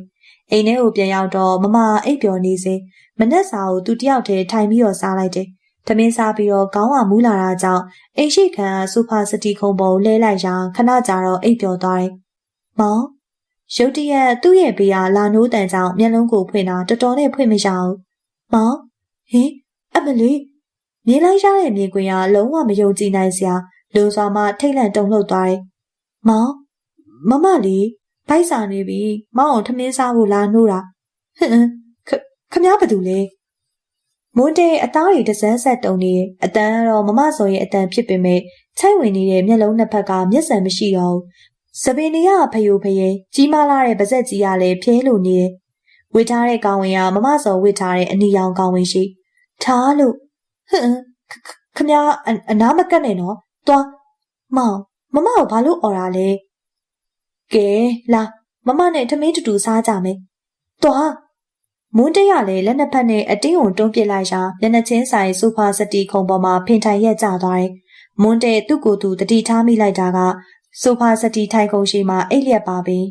ငါအိမ်မက်မက်နေရပါလားမျက်လုံးကိုဖွင့်လိုက်တော့မျက်နှာချက်နဲ့ကပ်ပြီးတော့မီးလုံးတွေရဲ့အလင်းရောင်ကိုမြင်လိုက်ရတယ်ဟာတော်ပါသေးရဲ့လေပူကိုမှုတ်ထုတ်ပြီးတော့ထထိုင်လိုက်ရာသူနဲ့မျက်နှာချင်းဆိုင်ထိုင်ကုန်မှာထိုင်နေတဲ့မမစောမမသူ့ရဲ့နှုတ်ဖြာရုတ်တရက်လွတ်ခနဲ့ထွက်သွားတယ်မမစောရဲ့ပုံကအိမ်မက်ထဲရလို့တော့မဟုတ်ပုံမှန်ပဲမောင်ကိုနှိုးနေရကြပြီဟင်အဟုတ်ဒါလိန်ပြောရမှာမဟုတ်တာထပါမမတို့ထမင်းစားရအောင်မွန်းတရလည်းမစောနဲ့အတူထမင်းစားခန်းထဲကိုဝင်ပြီးတော့ထမင်းစားလိုက်တယ်စကားလုံးဝမပြောဘဲနဲ့ထမင်းစားနေတဲ့မမစောကိုကြည့်ကမွန်းတရမမဘာဖြစ်နေရလဲမောင်ကိုစိတ်ကောက်နေရလားဘာလို့လဲမမနိုးတာကိုချက်ချင်းမထလို့လေမဟုတ်ပါဘူးမမစောကဒုံတိတိဖြေကထမင်းဆက်စားတယ်ထမင်းဝိုင်းကအေးဆက်ဆက်နဲ့စားလို့ပြီးသွားတယ်အိမ်ရှိခန်းကိုထွက်ပြီးတော့ TV ကိုကြည့်နေစဉ်အိမ်ရှိတကားခောက်တန်ကြားရတာကြောင့်တယောက်မျက်နှာတယောက်ကြည့်မိပြီးတော့မမစောကမမသွားကြည့်လိုက်မယ်မွန်းတရအကောင်းငိမ့်လိုက်တော့မမစောထပြီးတော့တကားစီကိုရှောက်လာကအသာဖွင့်လိုက်တဲ့အခါမမစောရဲ့တကူလုံးအေးဆက်တောင့်တင်းပြီးတော့ကြက်တီတီလို့သွားတယ်ဖိတ်စာလာပေးတာစကားကိုတလုံးချင်းပြောပြီးတော့စာရွက်အဖြူတရွက်ကိုမမစောရဲ့လက်ထဲကိုထည့်ပေးရရှင်ဘာတူလဲမမစောဟာစာရွက်ဖြူလေးကိုချက်ချင်းမယူသူတခါမှမမြင်ဘူးတဲ့ကြောက်စရာအလွန်ကောင်းတဲ့မျက်နှာနဲ့သူ့ကိုမေးတော့တယ်မင်းအချိန်မီမလာမှဆိုလို့ငါလာပေးရတာပါငါအလောက်ကဒါပဲကျန်တာဘာမှပြောပိုင်ခွင့်မရှိဘူးရော့ယူလိုက်မမစောကအတင်းထိုးပေးတဲ့စာရွက်ဖြူကလေးကိုလှမ်းယူလိုက်တော့ဝိယုံအနက်နဲ့လူဟာခြာကနေလှည့်ထွက်သွားတယ်မမစောကစာရွက်ကိုအလင်းမြန်ဖြန့်ပြီးတော့ဖတ်လိုက်ရာဟင်ရုတ်တရက်ရိုင်းမလို့ဖြစ်သွားတဲ့ခန္ဓာကိုမနှဲထိန်ထားရတယ်မယုံနိုင်ခြင်းအံ့ဩခြင်းဝမ်းနည်းခြင်းစတဲ့ခံစားမှုတွေဟာသူ့ရဲ့ရင်တစ်ခုလုံးကိုထိုးဖောက်ဝင်နှောက်သွားတယ်မျက်လုံးထဲကသူ့အလိုလိုကျလာတဲ့မျက်ရည်တွေဟာပါးပေါ်ကိုစီးကျလို့လာတယ်မမမွန်းတဲ့ရဲ့လမ်းခေါ်တန်ကိုကြားတော့အလင်းအမြန်တကားဝလေးကပန်းဦးလေးတဲ့စာရွက်ကလေးကိုတင်ထားလိုက်တယ်မမခုနကဘာတူလဲမွန်းတရမေးတော့မမမျက်နှာကိုချက်ချင်းပြင်ကအမိုးပါအမိုးကဘာလို့အိမ်ထဲမဝင်တာလဲမမမခေါ်ဘူးလားခေါ်ပါတယ်မဝင်တော့ဘူးတဲ့မမစောကမွန်းတရဲ့ထိုင်ကုန်နားကိုရှောက်လာပြီးတော့ဘေးကိုဝင်ထိုင်လိုက်တယ်အမိုးကဘာလာပြောတာလဲမမဟိုလေမနေ့ရောက်ရင်ဘာစားမလဲတဲ့အမိုးနဲ့ဖာတီကအဲ့လိုပဲမောင်တို့တိတ်ကူးဆိုင်တာသူတို့သွားဝယ်ရတာနီးနီးလေးမဟုတ်ဘူးမင်းကုန်းဈေးထိသွားရမှာ မောင်တို့အတွက်ဖာတီးနဲ့အမိုးရှိတာအဆင်ပြေပါတယ်။ကူညီဖို့လဲရတယ်။မောင်တို့ဘာသာနှစ်ယောက်တည်းဆိုရင်မလွယ်ဘူး။မွန်းတရ TV ကြည့်ရင်ပြောနေတာကိုမမစောကမွန်းတရဲ့မျက်နှာကိုငေးလို့ကြည့်နေတယ်။စိုးနစ်နေတဲ့ရင်ထဲကကြေကွဲမှုတွေမျက်နှာမှာပေါ်မလာအောင်ထိန်းချုပ်ထားတယ်။သူဟာရုပ်ရှင်မင်းသမီးတယောက်မလား။မွန်းတရသူပြောနေတာတွေကိုနားထောင်နေတဲ့မမစောကို TV ကြည့်ရင်မှရုတ်တရက်မမစောဘက်ကိုလှည့်ကြည့်တော့အကြည့်ချင်းစုံသွားတယ်။ညှိုးငယ်နေတဲ့မမစောရဲ့မျက်ဝန်းတရမျက်ရည်စာတွေကိုမွန်းတဲ့မြင်တော့မမနေမကောင်းပြန်ဘူးလားအရည်တွေထွက်လာပြန်ပြီဟွန်းမွန်းတဲ့အိယာကနေနိုးတော့မမဆိုရဲ့ခန္ဓာကိုယ်ကအရည်တွေထွက်လာတာမတွေ့တော့ကောင်းဝေးရှိကိုလဲခိုင်းလို့လဲမရမမမောင်နဲ့နေရတာမပြောလို့လားယင်မဟုတ်ပါဘူးမောင်ရဲ့မောင်ကိုမမပြောစရာရှိရဲ့မွန်းတဲ့အံ့ဩသွားတယ်မမဆိုရဲ့စကားတန်ကအစသူ့အတွက်ထူးဆန်းနေတာမမတို့အခုညတညလုံးမအိပ်ကြဘူးဗျာဘလို့မမဟုတ်တယ်မမမောင်မျက်နှာကိုတညအလုံးထိုင်ကြည့်ခြင်းနဲ့ပြီးတော့လေမောင်နဲ့စကားတွေအများကြီးပြောခြင်းနဲ့မမကလည်းအထူးတဆန်းမောင်နဲ့မမတစ်သက်လုံးအတူတူနေမှလေမောင်ပြောလေမမကိုခွင့်ပြုပါနော်မမလေမောင်နဲ့တွေ့ဖို့အချိန်သိပ်မရှိတော့ဘူးမမစော်ရဲ့ပါးပေါ်မျက်ရည်တွေလိမ့်ဆင်းကြလာတယ်မွန်းတရစိုးရိမ်သွားပြီးတော့မမစော်ရဲ့ပခုံးကိုဖက်ကမမနေမကောင်းလို့အားငယ်နေရလားဘာမှမပူနဲ့မောင်အကောင်းဆုံးဆရာဝန်နဲ့ပြမယ်မဟုတ်ဘူးမောင်ရဲ့မမကိုဒီတညမောင်နဲ့တူတူရှိခွင့်ပေးပါမမရဲ့မွန်းတဲ့ရင်ခွင်ထဲကိုဝင်ပြီးတော့ရှိုက်ငိုနေတဲ့မမစော်ကိုမွန်းတရခတ်တင်းတင်းလေးဖက်လို့ထားတယ်မမစော်ရဲ့ရှိုက်တန်လေးဆဲသွားတော့မွန်းတရမမပြောလေမောင်မမဘာလုပ်ချင်လဲမမကိုတချင်းဆိုပြပါလားယင်မောင်ဆိုပြမယ်လေဘာတချင်းဆိုပြရမှာလဲခင်မောင်တိုးဆူထားတဲ့ပန်းချစ်သူဆိုပြမယ်လေခဏနော်မောင်ဂီတာတွားယူလိုက်အောင်မေမွန်းတရဂီတာကိုတွားယူပြီးတော့ပြန်လာကမမစော်ရဲ့ဘေးနားမှာထိုင်ပြီးတော့ဂီတာကျိုးကိုညှိလိုက်တယ်မမစော်ကမွန်းတရဲ့ပခုံးလေးပေါ်ကိုမေးတင်ထားပြီးတော့မွန်းတရတန်စင်နဲ့လိုက်ဖက်စွာပန်းချစ်သူရဲ့တချင်းတန်လေးကတော့ပြန့်လွင့်လို့နေစေပါဟင်များပြားလာတဲ့လူအုပ်ကြီးဟာတင်းချိုင်းရှိမှတိုးဝင်လို့နေတယ်မမစော်အဲ့ဒီသူတွေကိုတန်းအတော်ကြည့်နေစဉ်သူ့ရဲ့ဘေးစီကိုအသက်30ဝန်းကျင်အမျိုးသမီးတဦးကတ်လာကဘာလုပ်နေရလဲသွားလေရှင်သူလဲကြည့်လိုက်တော့ရုပ်ဆူဆူအမျိုးသမီးဟာတင်းချိုင်းခမ်းမတစ်ခုကိုလက်ညှိုးထိုးပြတယ်သွားရမှာလားမမစော်ကစကားကိုတလုံးချင်းမိတယ်သွားရမှာပေါ့သွားလွမ်းလို့အကောင်းဆုံးဝမ်းနေဖို့အကောင်းဆုံးအချိန်နောင်ဘယ်တော့မှအခုလိုချိန်ပြန်မရတော့ဘူးရှင်ပြောတာသွားပါမေးမနေပါနဲ့အခုချိန်ကမင်းအတွက်နောင်တရဖို့အကောင်းဆုံးအချိန်ပဲနောင်တဟုတ်လားဟုတ်တယ်သွားရုပ်ဆူဆူအမျိုးသမီးကအတင်းတွန်းလွတ်တယ်မမစောကလူအုပ်ရဲ့ဘေးမှာရှောင်ပြီးတော့မှခမ်းမစီကိုခက်ခက်ခဲခဲရှောက်လိုက်ခမ်းမရှိအဝင်ဝမှာရေးထိုးထားတဲ့စာရမ်းမှာပန်းခွေတွေကြောင့်သူ့ရဲ့ရင်ထဲမှာအပူလုံးကြီးစုတက်သွားတယ်ကွယ်လွန်သူမမစောအတွက်မိုးရုပ်ရှင်ထုတ်လုပ်ရေးမမစောကောင်းရာပုံဘဝကိုရောက်ပါစေစေတနာမိသားစုမမစောကိုအမြဲတမ်းအမှတ်ရနေမှာပါစတားကုမ္ပဏီလွမ်းသူပန်းခွေတွေမှာရေးထိုးထားတဲ့စာရမ်းတွေဟာသူ့ရဲ့ရင်ကိုတစားစီဆွဲဖက်နေတယ်အခုတော့လူအုပ်ကြီးရဲ့ရှိမှသူရက်နေတာသူ့ကိုဘယ်သူမှမမြင်ကြဘူးလူအုပ်ကြီးရဲ့အတန်ကိုတော့သူကြားနေရတယ်မမစောကောင်းရာမွန်ရာရောက်ပါစေဆိုပြီးပြိုင်တူဆုတောင်းတန်တွေတပွဲပွဲရောက်လာတဲ့သူ့ရဲ့လှုပ်ဖော်ကင်ဘတ်တွေအဲ့ဒီသူတွေရဲ့မျက်နှာအပူရုပ်တွေမျက်လုံးထဲမှာမျက်ရည်တွေတယောက်ပြီးတယောက်မမစောရဲ့ရှေ့ကနေဖြတ်သွားပေမဲ့တယောက်တလေယာမှာမမစောကိုဂယုတစိုက်မရှိကြဘူးခမ်းမရဲပြိုကျလာမဲ့လူအုပ်ကြီးကိုလုံခြုံရေးအဖွဲ့တွေကတားထားကြတယ်။နာယီခမ်းမတဲကိုဝင်လာမဲ့မမစောနဲ့အလွန်ရင်းနှီးတဲ့မိတ်ဆွေတွေအတွက်လမ်းရှင်းပေးနေရတယ်။မမစောခမ်းမတဲကိုမဝင်သေးဘူး။သူပါလေလူတွေဘာလို့သူ့ကိုမမြင်တာလဲ။အဖြစ်ကိုသူသိသွားပြီဖြစ်တယ်။သူ့ရဲ့ခန္ဓာကိုယ်တွေကအရေးတွေထွက်လာတဲ့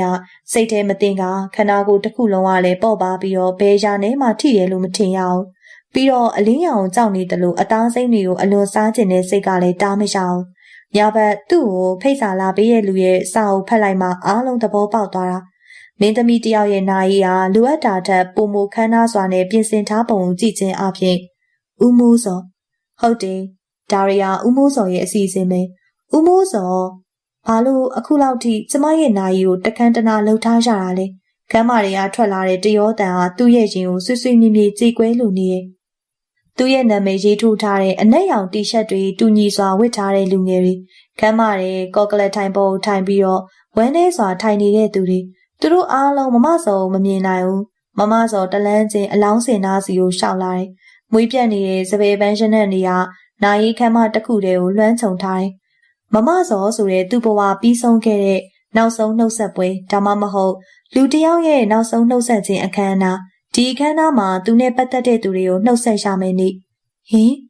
အလောင်းစင်ပေးနေရကပ်ပြီးတော့မှထိုင်ကုန်ပေါ်ထိုင်နေတဲ့သူ့ရဲ့မန်နေဂျာမလီတရဖီယာအလောင်းကိုကြည့်ပြီးတော့တရှုံးရှုံနဲ့ငိုနေတယ်သူတရဖီနာကိုကတ်သွားက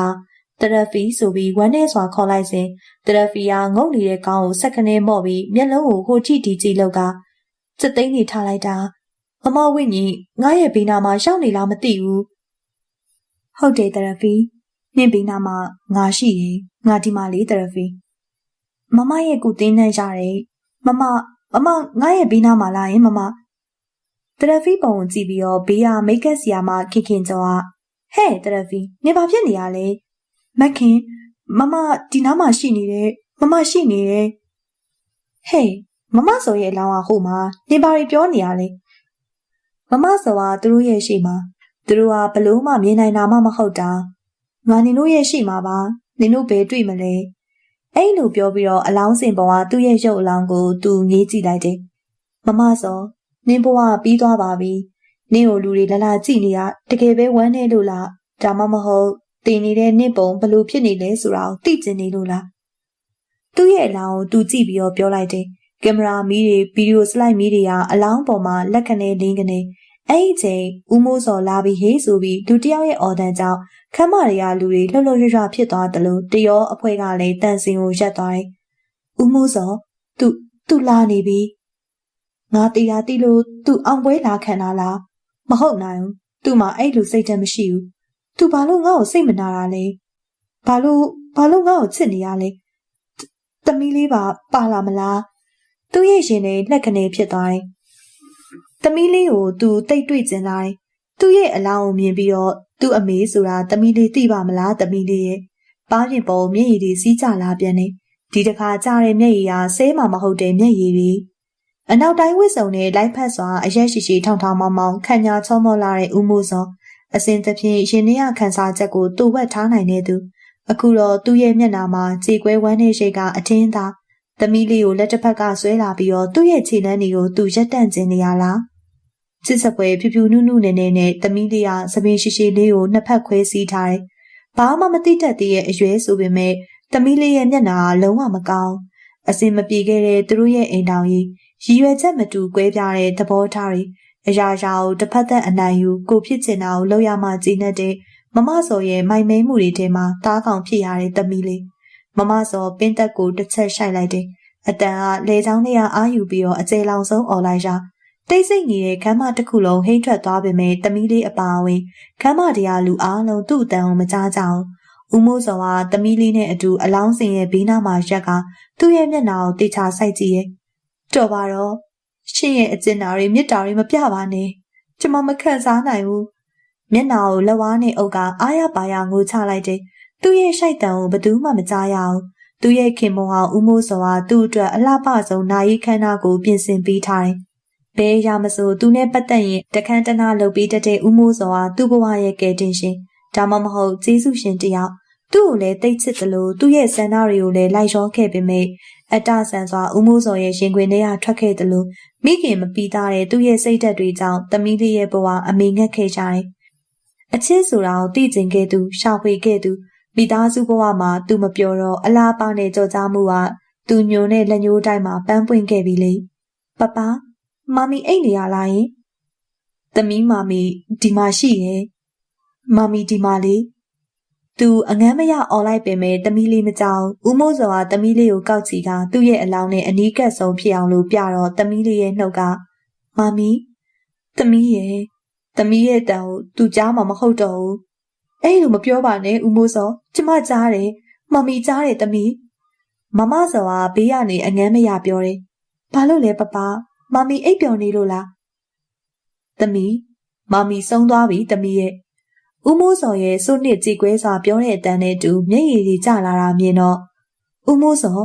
ရှင်မငိုနဲ့ကျမတောင်းပန်ပါတယ်ရှင်မငိုပါနဲ့ညှုပ်ခွေသွားတဲ့ဒူးတွေကိုထောက်ကဦးမိုးစောသူတောင်းပန်နေသူ့ရဲ့ကြိုးစားမှုတွေအရာမထင်တော့ဦးမိုးစောကအလောင်းကိုကြည့်ပြီးတော့နှုတ်ဆက်စကားဆိုပြန်နေရှင်ကျမရဲ့ရင်ကိုတစစီဆွဲဖက်နေရလားယင်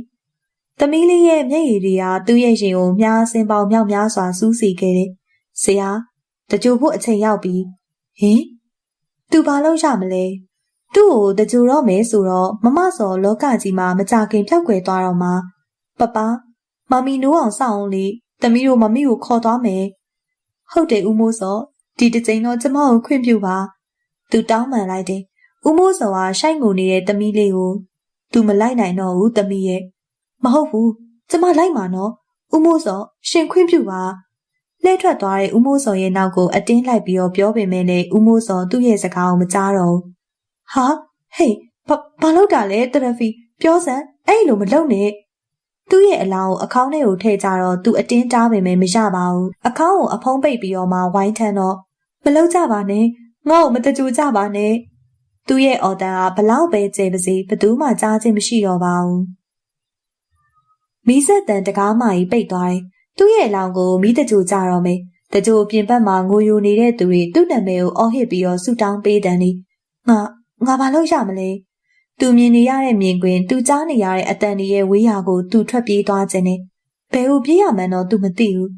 စပယ်ပန်းလေးလက်တဆုပ်ကင်ထားတဲ့သူ့ရဲ့ခြံဆောင်မောင်မိုးဆိုတဲ့ကောင်လေးမမစောကျွန်တော်နဲ့လိုက်ခဲ့မမစောရဲ့လက်ပြာကိုကျွန်တော်ခေါ်မယ်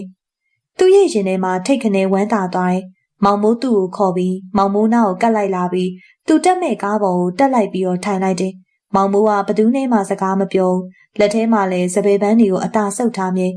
မောင်မိုးလက်ပြခေါ်လာတာလားမောင်မိုးကခေါင်းမဲငိမ့်ပြတယ်မောင်မိုးကိုစကားမပြောကြနဲ့သူလက်ပြခေါ်လာတယ်မောင်မိုးကိုစကားပြောမိရင်သူလက်ပြလွင့်သွားလိမ့်မယ်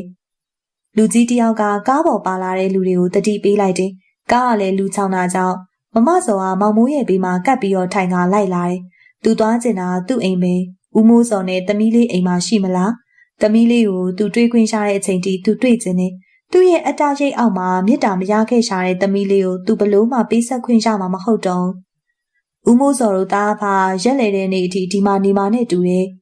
မပြောတတ်ဘူးနေမယ်လို့ထင်တာပဲဘာလို့လဲဆိုတော့သူ့ရဲ့မိန်းမကိုသူကိုယ်တိုင်အမျှဝေပေးချင်မှာပေါ့ကားပေါ်ထိုင်နေတဲ့သူကသူ့ရဲ့အကြောင်းတွေကိုစိတ်ဝင်တစားနဲ့ပြောနေကြတယ်ဦးမိုးစောနဲ့မမစောကတရားဝင်ခွာရှင်းထားတာမလား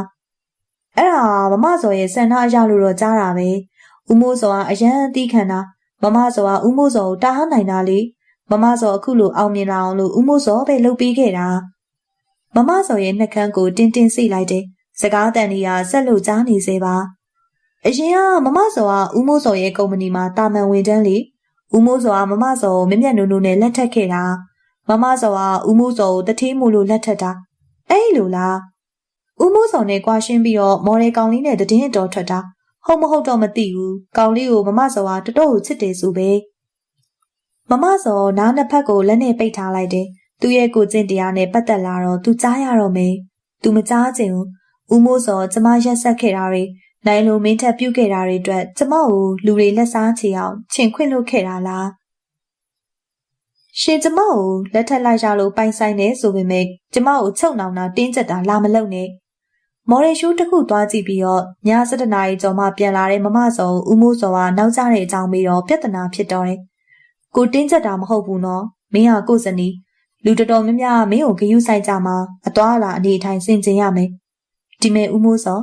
ကျမအသက်20ကျော်ပဲရှိသေးတယ်ကုမ္ပဏီတွေအများကြီးပိုင်တဲ့တထေးရဲ့ဇနီးမို့လို့ခက်ခက်ညံ့ညံ့မနေနိုင်ဘူးလူငယ်ပဲလွတ်လွတ်လပ်လပ်နေမှာပေါ့ရှင့်အသက်နဲ့မတိုင်းပါနဲ့ဦးမိုးစောကစိတ်ပြတ်စွာခေါင်းခါလိုက်တယ်မမစောနဲ့သူကအသက်15နှစ်လောက်ကွာတယ်မမစောကငယ်ရွယ်သူပြပြဆိုးတယ်လွတ်လပ်တယ်ဆိုတာနေရာတိုင်းကောင်းတာမဟုတ်ဘူးစောရှင့်ရဲ့အဘိဓမ္မာပြောမလို့လားဒရိုက်တာတွေနဲ့မီတင်မှာသွားပြောလေရှင့်ကိုကျမပြောခဲ့တာပဲကျမငယ်ငယ်ကလေးကစင်းရဲတယ်ချွတ်ချွတ်တက်တက်နေခဲ့ကြတယ်လှုပ်ချင်ရလှုပ်ခွင့်မရခဲ့ဘူးဒီခွင့်ရကိုရဖို့ချမ်းသာမှဖြစ်မယ်ဒီတော့ချမ်းသာတဲ့ရှင့်ကိုယူတာကျမဖြစ်ချင်တာမင်းသမီးမိဖို့ကြောင့်လည်းချက်ပြုတ်နေမယ်ခက်ညံ့ညံ့အိမ်အောင်ရှင်မမဟုတ်ဘူးကိုသိတယ်ကိုကလည်းမင်းကိုချစ်လို့ယူတာမင်းစီကအချစ်ပြန်ရဖို့မဟုတ်ဘူးဦးမိုးစောကမမစောကိုပြန်អော်လိုက်ရာမမစောကပြုံးပြီးတော့ရှင်မပူနဲ့ ရှင့်စီကိုကျမချစ်တယ်ဘယ်တော့မှရောက်မှာမဟုတ်ဘူးအေးငါမီးဆိုတာဘာလဲသိကျင်တဲ့ကောင်စမ်းကြည့်တာပူတယ်အေးတယ်လို့နောက်ဆုတ်လိုက်မဲ့လူမဟုတ်ဘူးဘလောက်ထိလောင်ကျွမ်းမလဲစက်ကင်ထားမဲ့သူရှင့်ရဲ့ယူဆတွေကစီးပွားရေးဘက်မှာမှန်ချင်မှန်မှာပါအချစ်မှာတော့ဘာမှသုံးမဝင်ဘူးကျမကြိုပြောထားမယ်နော်ကျမမင်းသမီးလုံးမှာရှင့်စီကခွင့်ပြုချက်တောင်းတာမဟုတ်ဘူးအတိပေးတာမကြင်နဲ့ရင်ကွာရှင်းနိုင်တယ်ဦးမိုးစောသွေးပြက်စွာနဲ့မမစောကိုကြည့်လိုက်တယ်မမစောကလေတံအေးအေးလေးနဲ့ဆက်ပြီးတော့ကျမရဲ့ကိုကျင့်တရားမဖောက်ပြအောင်ရှင့်ရဲ့ဇနီးဖြစ်တရားဝင်ရှိနေရဲ့ရှင်ကွာရှင်းမယ်ဆိုရင်ရှင့်ပိုင်ဆိုင်မှုတဝက်ကျမရမှာပဲအဲဒီရတဲ့စည်းစိမ်ကကျမဖြစ်ချင်တာတွေကိုဖြစ်ဖို့လုံလောက်တဲ့အရင်းအနှီးပဲဒီမှာမမစောပြောပါနားထောင်နေရဲ့မင်းကငါပိုင်ဆိုင်တာအားလုံးပေးလိုက်ဖို့အတွက်ငါဝင်မလေးဘူးဒါပေမဲ့မင်းကိုကွာမပေးဘူးဘာဖြစ်လို့လဲသိလားဘယ်သိမလဲငါမင်းကိုတိတ်ချစ်လို့အဲ့ဒါရှင့်ရဲ့ပိုင်မှာကျမဖြစ်ချင်တာကျမလုပ်မယ်ဒါပဲမမစောကပြောပြီးတော့အိမ်ထဲကိုဝင်သွားတယ်ဦးမိုးစောကဆိုဖာထိုင်ကုန်ကြီးမှာထိုင်ရင်စိတ်ပြက်စွာနဲ့ခေါင်းကိုခါရမ်းလိုက်တော့တယ်မိုးစောမမစောမင်းသမီးလုပ်ဖို့အတွက်မင်းခွင့်ပြုလိုက်တာလားတငယ်ချင်းဖြစ်တဲ့ဒေါက်တာရဲမှန်နဲ့ဟိုတယ်မှာညစာစားကြတော့ရဲမှန်မေးချင်းဖြစ်တယ်ငါနဲ့မမစောကြောင့်အဆအဆုံးမင်းသိနေတာပဲရဲမှန်ရဲ့ငါခွင့်မပြုလဲသူလုပ်မှာပဲအေးလေအချိန်ကြာတော့မမစောပြောင်းလဲသွားမလားလို့ပါရုပ်ရှင်ကုမ္ပဏီကိုလည်းသူ့ဘာသာထောက်နာမလားမိုးစောကအသားဖက်တစ်ဖက်ကိုယူဆိုင်သူ့ဘာသာဘာမှမလုပ်တတ်ဘူးငါမန်နေဂျာမောင်ဦးကိုခိုင်းတာပထမဆုံးကားလေးကမစိုးဘူးမင်းသားကနာမည်ကြီးပေမဲ့မမစောရဲ့တရုပ်ဆောင်မှုကအတွေ့အကြုံရင်မင်းသမီးတွေအတိုင်းပဲတကားလေးနဲ့လူတော်တော်သိသွားတယ်သူ့ရဲ့စမ်းပေါ့ကွာသူကပြောတယ်ရေမှန်ရဲ့ဦးမိုးစောရဲ့ဇနီးဖြစ်တာစီးပွားရေးပိုင်းရလူတွေပဲသိမှာတဲ့ရုပ်ရှင်မင်းသမီးဖြစ်ရင်တနိုင်ငံလုံးကသိမှာတယ်လေမိုးစောပြောတာကိုရဲမှန်ကပြုံးပြီးတော့မင်းကမမစောမင်းသမီးဖြစ်သွားတာကိုတဝင်းတူနေရပေါ့မဟုတ်ဘူးငါတဝင်းမတူသူလှုပ်ချင်တာလှုပ်နေအောင်ငါကြည့်နေရအလုံးလုံးတော့လေအစွမ်းအစတက်တာပေါ့ကွာဂျာနယ်မဂဇင်းတွေနဲ့အင်တာဗျူးတွေမှာသူဟာတထေးဦးမိုးစောရဲ့ဇနီးပါလို့တော့ပြောတယ်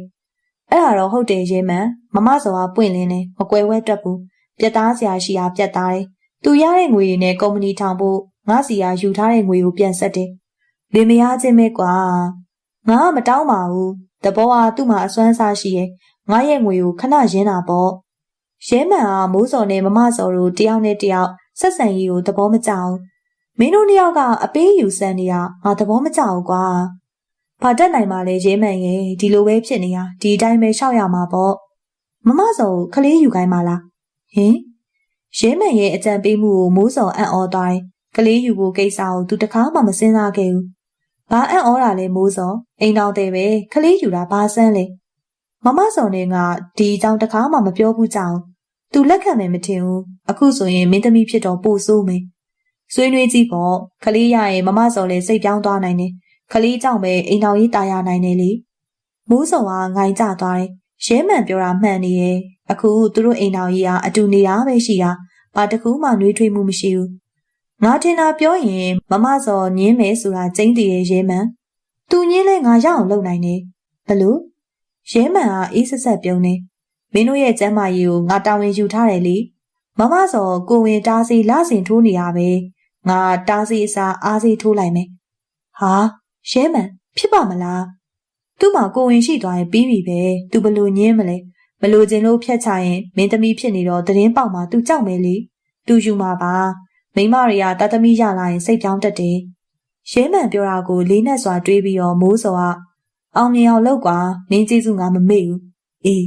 နှစ်ယောက်သားအေးခွက်ချင်းတိုက်လိုက်ကြတော့တယ်ဘာဘလို့ရှူတင်မှာခေါင်းတွေမူးပြီးတော့ခဏခဏအန်တာကြောင့်အနီးမှာရှိတဲ့စေကန်းတစ်ခုကိုပြရာဆရာဝန်ကခမ ्या မှာကိုဝင်ရှိနေပြီမမစောဘလို့မှမယုံနိုင်ဘူးသူလစဉ်စေးပုံမှန်ထိုးနေကြကိုဝင်ရှိစရာအကြောင်းမရှိဘူးတရဖီငါ့ကိုအိမ်ပြန်ပို့စမ်းဟုတ်ကဲ့မမစေကန်းအပြန်ရှူတင်ကိုမသွားတော့ဘဲနဲ့အိမ်ကိုသာတန်းပြန်လာတယ်တရဖီဟာကားမောင်းရှင်နဲ့မမကိုဝင်ရှိနေပြီဆိုတော့ရိုက်လက်စကားတွေနားရတော့မှာပေါ့အဲ့လိုမေးတော့မမစောကငါအခုမှအောင်မြင်စပဲရှိသေးတယ်ကိုဝင်ရလို့မဖြစ်ဘူးတရဖီဦးအဲ့လိုလုံးလို့မရဘူးမမကိုဝင်ရှိတာကိုဟိုစေးကန်းဆရာဝန်သိသွားတယ်စေးကန်းမှာလည်းလူနာတွေသိသွားတယ် တဆင့်စကားတဆင့်နာနဲ့သတင်းဖြစ်သွားမှာမမကိုဝင်ဖြတ်လိုက်ရင်နာမည်ပြတ်မှာပေါ့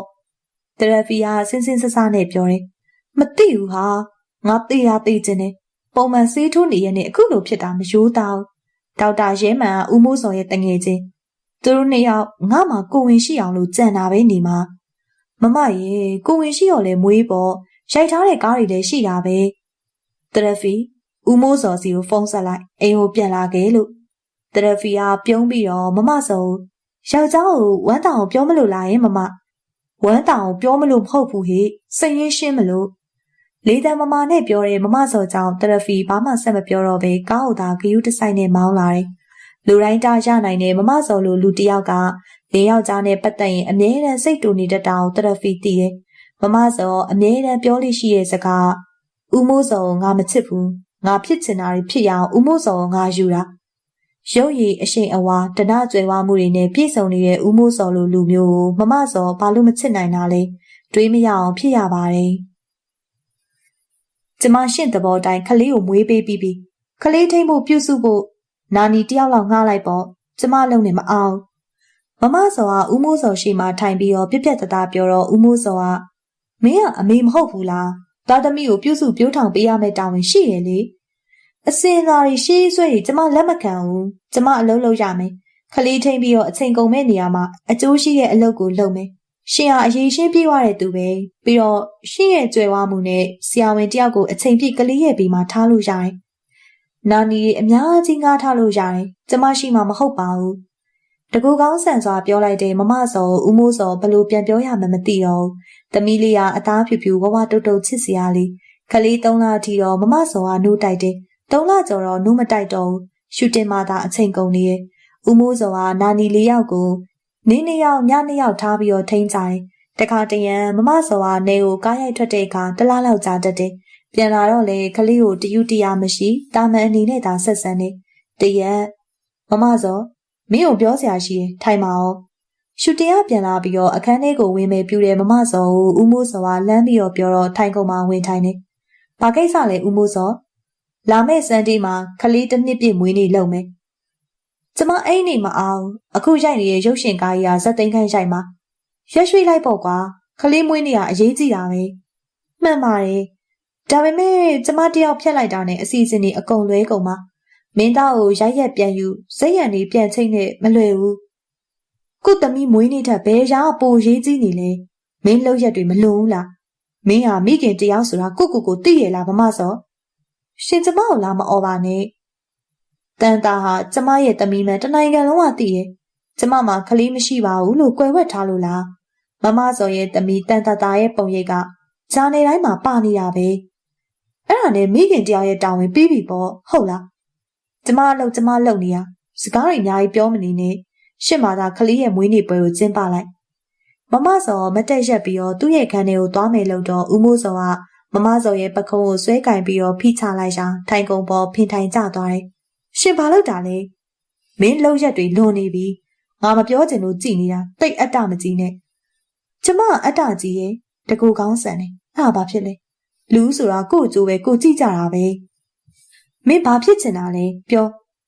ကျမလုပ်ကိုကျမဆက်လုပ်မယ်ရှင်တားခွင့်မရှိဘူးဦးမိုးစောအန်ကိုတင်းတင်းကြိတ်ကရတယ်မင်းလှုပ်ချင်တာကိုစီးလို့ဝါလို့ဆက်လုပ်နေမယ်ဆိုရင်ငါနဲ့ကွာရှင်းလိုက်ပါ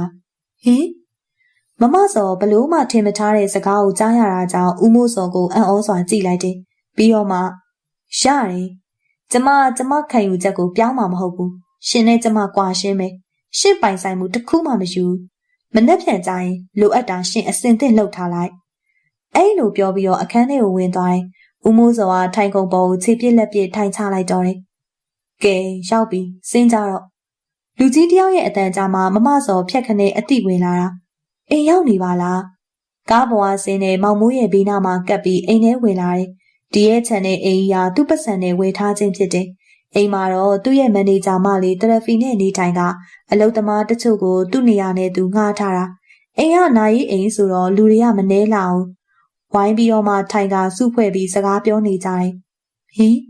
ဦးမိုးစောနဲ့သမီးလေးအခန်းတောင်းကထိုင်ကုန်လေးတစ်ခုပေါ်မှာထိုင်ကနေရံမှာချိတ်ဆွဲထားတဲ့သူ့ရဲ့ဓာတ်ပုံငေးပြီးတော့ကြည့်နေတယ်ဦးမိုးစောရဲ့ဘေးမှာသမီးလေးကငိမ်လို့ထိုင်နေတယ်